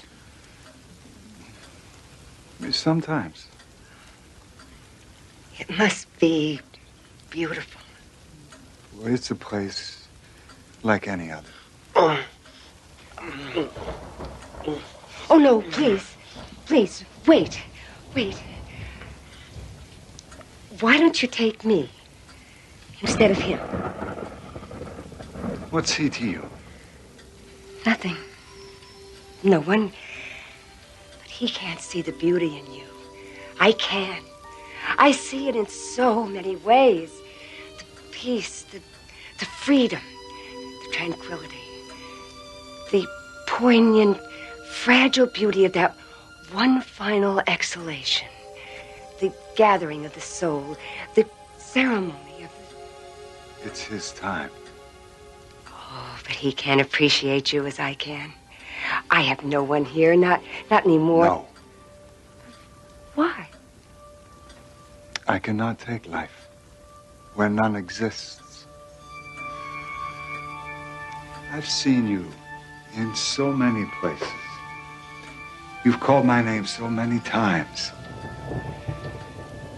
You have worshipped at my altar. You've walked in my shadow, see my reflection in others' faces, and still it's not enough. You don't run from my touch. You seek to embrace it. But I could no more take you than I could take this table. For neither of you lives. I don't understand.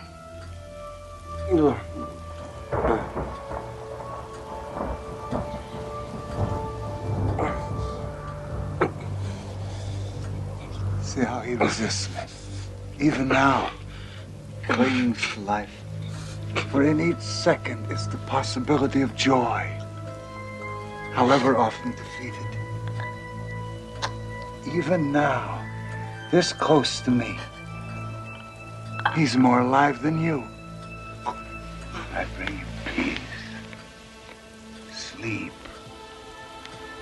Don't be afraid. For I alone will never leave you.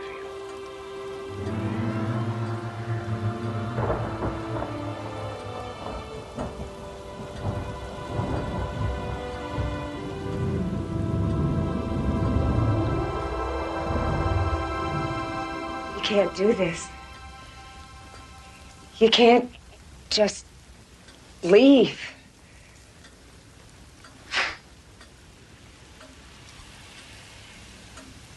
We've been together so much. That would be cruel.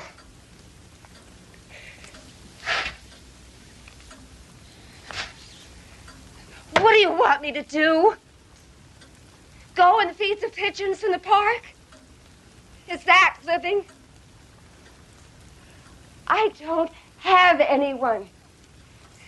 Don't you understand? My son, he doesn't need me anymore. Everyone I knew is gone. My husband, my friends. They're with you. You took them away from me, and now you won't even take me. Why? Why? Am I not good enough? Am I not pretty enough?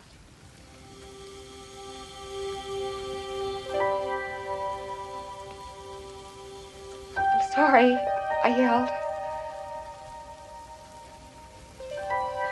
Please, stay with me. Just a moment.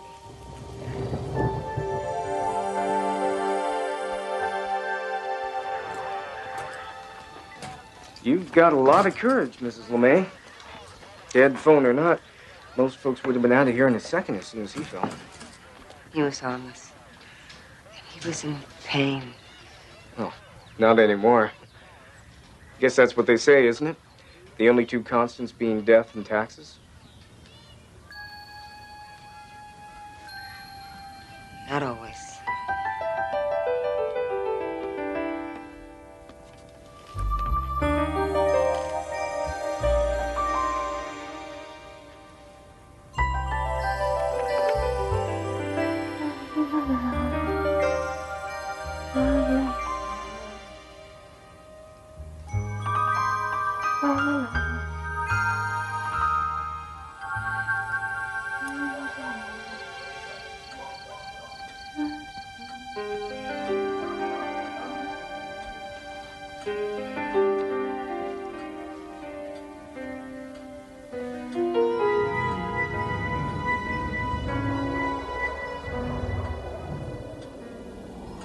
Have I hurt you? No. Yes. How? It wasn't my intention. No, it never is. But asking myself the same question. It's just that one by one, everyone I knew went away. They went with you. I suppose, in my funny way, I became jealous. You took them away, and if I couldn't have them, then I wanted you too. So I began spending all of my time thinking about you. And I started to see why they went with you. It was their time. I suppose it was. But there was more to it than that. I saw it in their faces after they had seen you. No more pain, no more weariness, no sadness, no loss, only peace. In the end, you're all we have, aren't you? When my husband was dying, he suffered so much. And I couldn't do anything to help him. But you did. I remember. I think it was then that I began to feel love for you.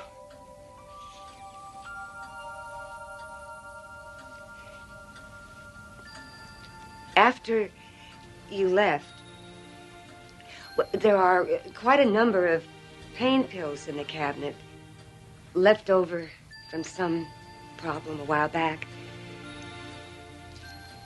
I considered taking all of them. Whatever you say, even you can't stop me from making it my time, can you? But I couldn't do it. Not with you. I suppose it seemed too forward. I was never very good at being aggressive. Nothing's changed. It seems I'm not even very good at... I've often heard it said, among the living, there are always possibilities. Take my hand.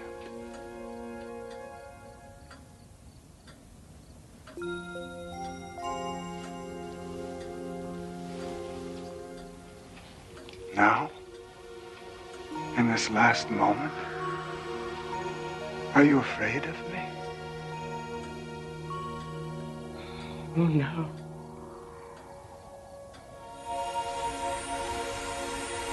Where are we going? Where you are most needed. I'm afraid he doesn't have much time left.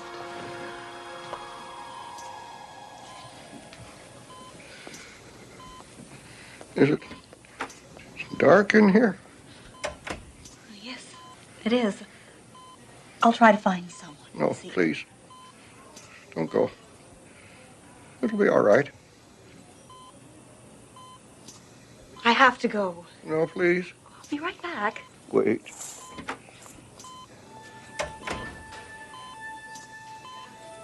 Better.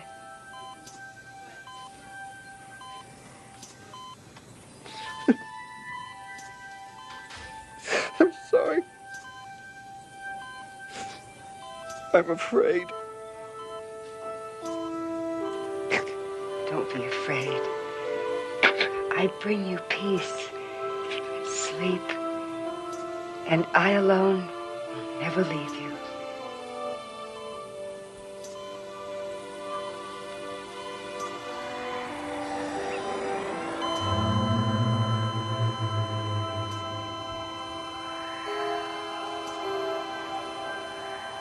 Oh, you did fine. I'm so happy. Incident in a hospital room. Part of the status quo of life and death. A visitation accompanied by cold winds and warm hands locked in a midnight embrace in the Twilight Zone.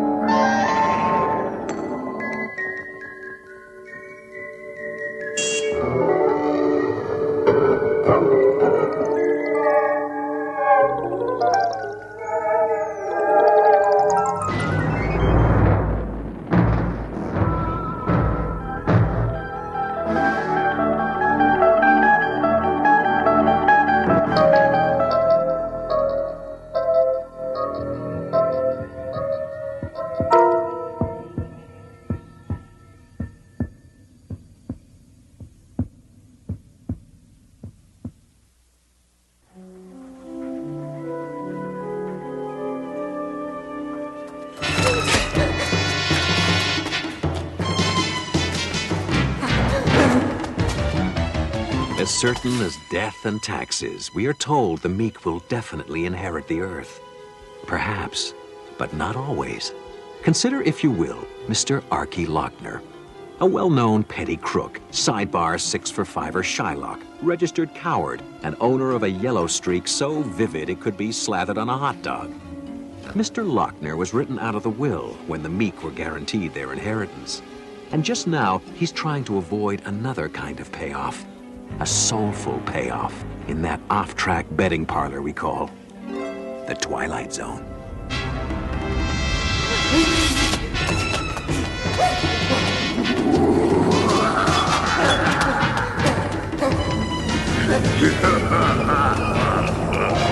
Cease your flight, you four-flushing fishfire!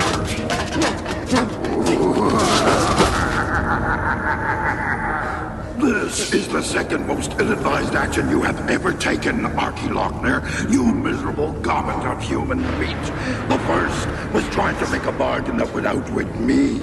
I'm 32,000 years old, you human virus. Even among my peers in the fourth canonic order of demons, I'm considered a truly ghastly dinner companion. Did I mention I enjoy sucking the marrow from the living bones of idiots like you? Whatever made you think you could outwit the magnificence of Volker? I still got 2 days. The contract ain't up for 2 days. Why is it you're tormenting me? Because I'm a demon, you imbecile. I don't send singing telegrams. I torment. It's what I do. That's why I'm called a demon instead of the Easter Bunny. 2 days? You made the deal. You don't bug me for 2 days. Bug you. Bug you. 2 days from now, I'll remember you mentioned bugs. Perhaps I'll turn you into one. A small, black, crawling bug, not unlike the kind I spear with a claw, crack like a nutshell, and feed to my serpent mate, Diptha. She loves to be bugged.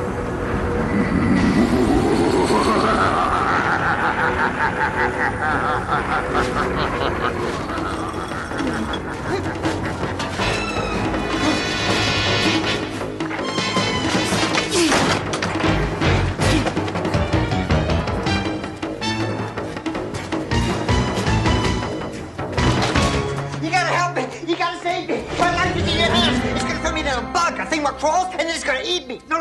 It's gonna give me to his wife, his snake lady, and she's gonna eat me. So you better help me, because if you don't, it's gonna be all over for me. Why don't you twist off his head, Mr. Lancaster, sir?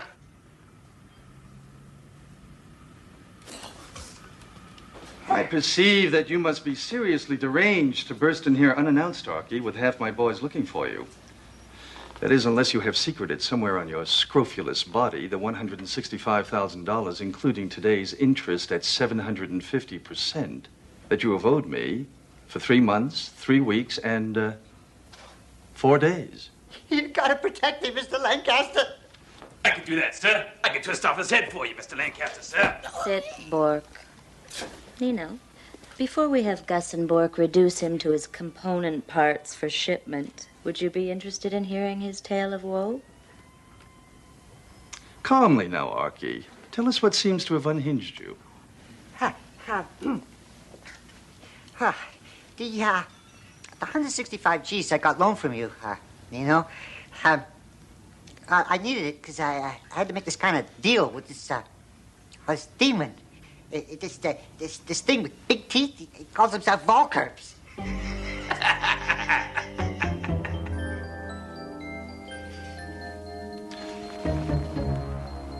A supernatural being.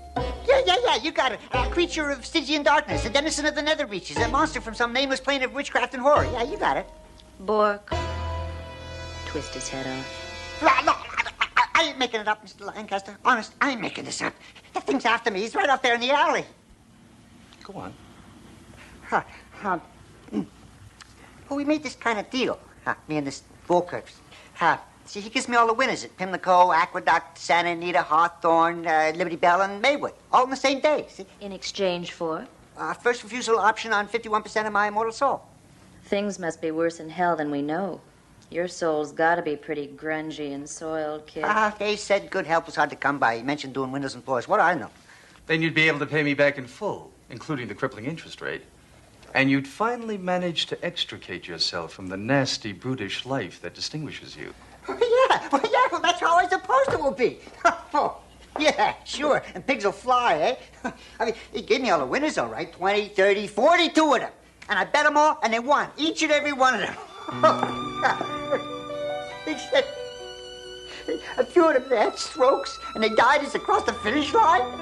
And a bunch of them got disqualified because it was full of dope. And 11 of them got scratched for bumping in the stretch. And on and on and on like that. Oh, sure. They all came in first, all right. And I lost every cent I got for you, Mr. Lancaster. And that's why I've been ducking your collectors. And that's why this Mr. Volkrups is going to come and take me away and eat me if you don't protect me.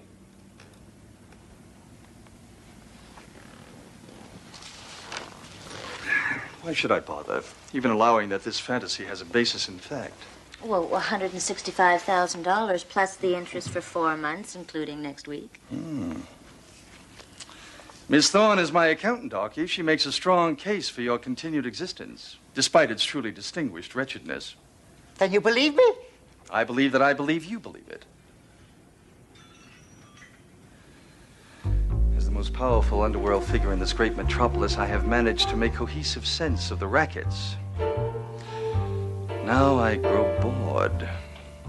Ennui fills my days and nights. Save for the joys of my association with Miss Thorne, of course. You've bought yourself a momentary reprieve through dint of sheer imagination, Archie. I won't have Gus and Bork dissect you. I will assist you. Already I feel heroic. Now tell me, how did you even go about locating a demon in these conservative climes? Well, this is woman I heard about, supposed to have a strong in with the netherworld. I visited a couple of times. She set it up. I think she gets a commission. I suggest we pay her a visit. Gus, the car, if you please. Try to hurry, dear. We have dinner with the mayor tonight.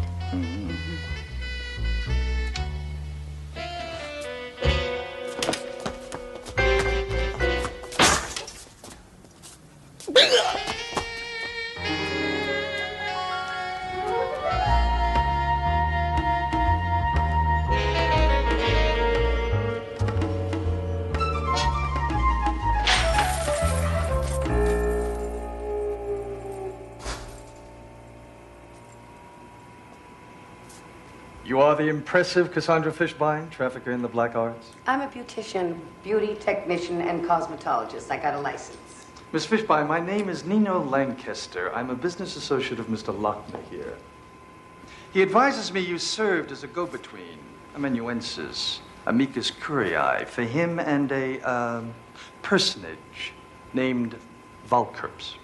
I'm calling a cop. Probably not. Very likely in my employ in any case.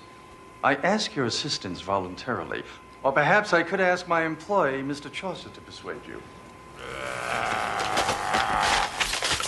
Hey, who the hell are you? Look, I'm just a poor businesswoman trying to make an honest buck in a world of kids hot for purple hair and shaved heads. Ah, yes, business. Have you ever considered the range of unexpected tragedies that could befall an unwary coiffeuse, whose insurance premiums, no matter how exorbitant, would not cover the mysterious mixing of DDT with her shampoos? All the inconvenience resulting from perhaps, all of a sudden, the truckers who schlep said wares from the distributors decide they've lost the bills of lading, and said goods wind up in Beirut? Or the constituted authorities suddenly get it into their heads to toss the businesswoman's apartment for illegal and noxious substances, which would, I'm sure, result in said authorities discovering nickel bags of such vegetation and powders stuck down in the pillows of a sofa? Pardon my complex syntax, but I imagine you get my drift. Well, yeah, I set it up for this guy, but I'm just sort of a clearinghouse for a select few demons and soul traders of a very high quality. There's this quota of souls they have to make each year just to stay in good with the boss, and I'm sort of a canvasser, a scout, to steer likely prospects. Excellent. Here, you will set up a meeting with Mr. Volkrups for us. When? still. You... Now, You're out of your mind. This Volkerps has a very ugly personality. He'd think I'd turn him. Are you trying to get me snuffed? have you ever considered how cold and uncomfortable it is being hung upside down on a meat hook in a freezer?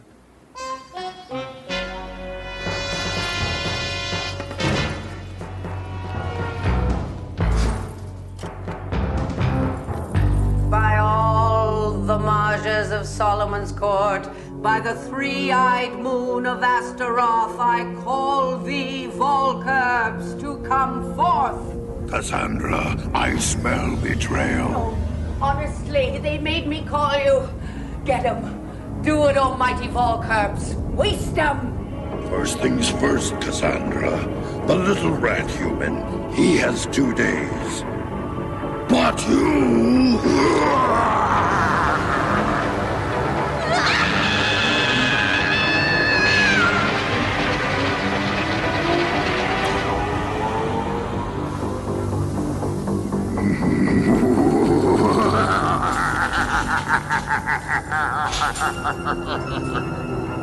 Next.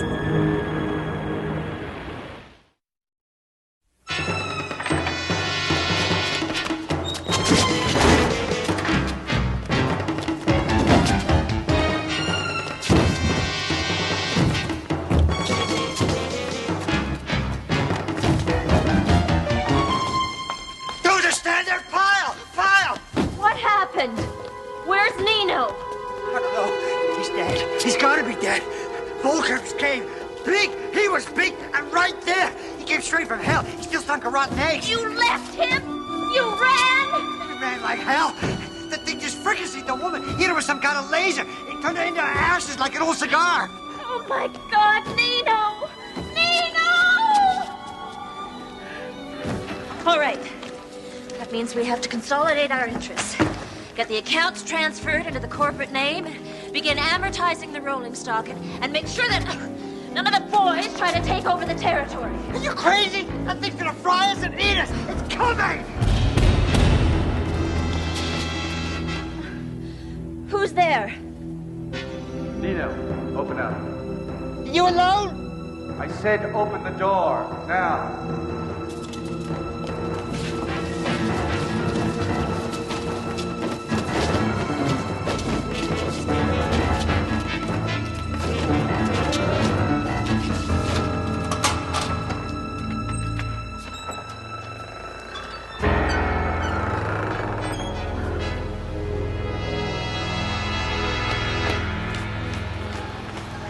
Nino, honey, what happened?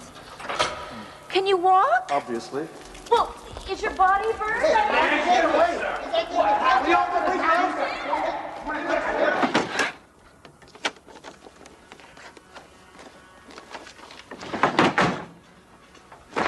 It's going to be a little more difficult than I thought. How doomed! If you can't take him, what chance have I got? I didn't say it was impossible. I said it was going to be a little more difficult than at first I thought. How'd she get away? I dazzled him with fancy footwork. Okay, let's get to it. Gus, Bark, go see Nuncio at the docks. Have him talk to our people at the ship fitting operation. Get me 100 gallons of lead paint. What color, boss? Doesn't matter. Well, it comes in battleship gray, you know, which is like your standard color. Maybe we can get him to mix up a special batch in some nice pastel. Quiet! I don't care what color. Get gray, get anything, but get me 100 gallons with the highest lead content they can find. Then spray the inside of this office. Ceiling, floor, walls, windows, every inch of it, every corner. Then do it all over again. And when you're done, do it 10 times more. While they're getting the paint, you keep an eye on Archie. I've got a long trip ahead of me. Hey, wait a minute. You can't just go and leave me here. Where you going? Where's he going? Some things you don't want to know.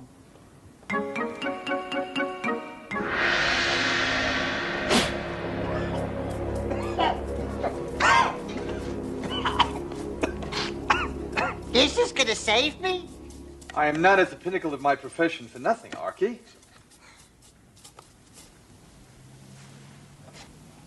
We have to wait till midnight. He'll come at midnight. Anybody who wants to go, do it now. Not you, Archie.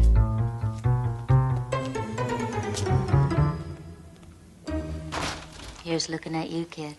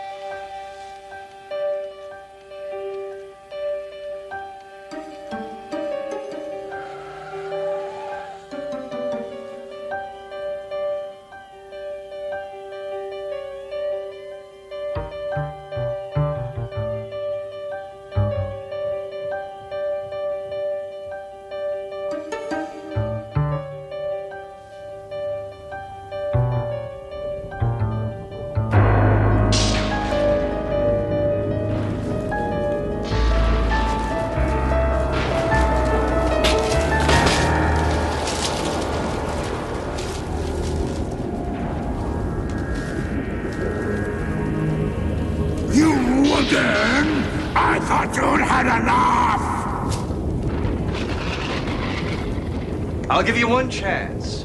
What? Cancel the contract with Archie. Give him about $1 million to make up for what he lost at the track. Go slime back to your pit, and I won't kick the crap out of you.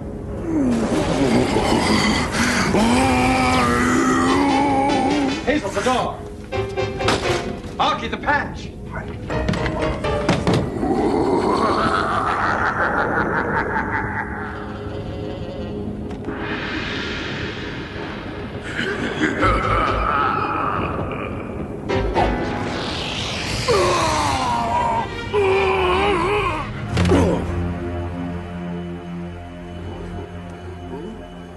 I'm bleeding. I'm actually losing pus, ichor, and lovely slime.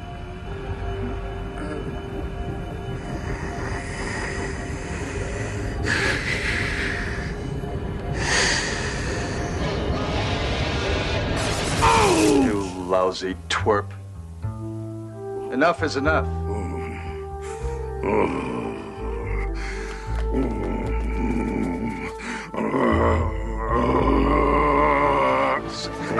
Submit. I order you by the power of Asmodeus, Belphegor, Belial, and the Toad of Death, to suppress thyself. Submit, suppress. Get your miserable, ugly backside into the box, you twerp. You lousy punk.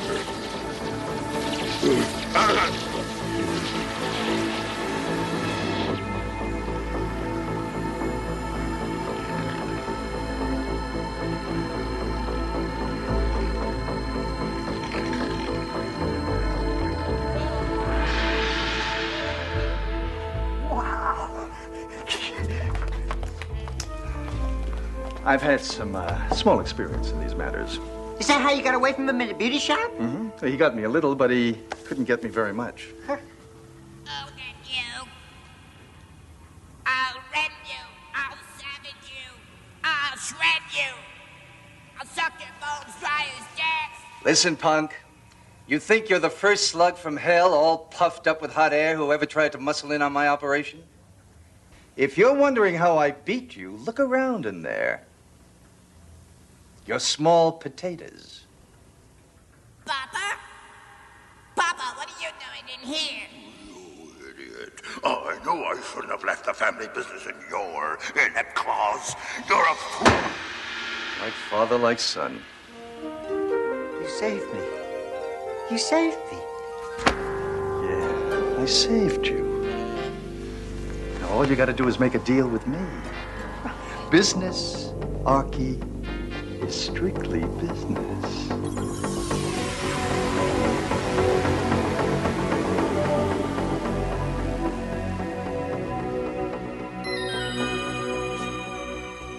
Oh, Archie. Poor Mr. Lochner. In that magical, mystical bookie parlor we call the Twilight Zone, there's an old, very old saying. Making a deal with a demon is seriously crazy. But making a deal with the master of demons, well, that's crazy as a soup sandwich.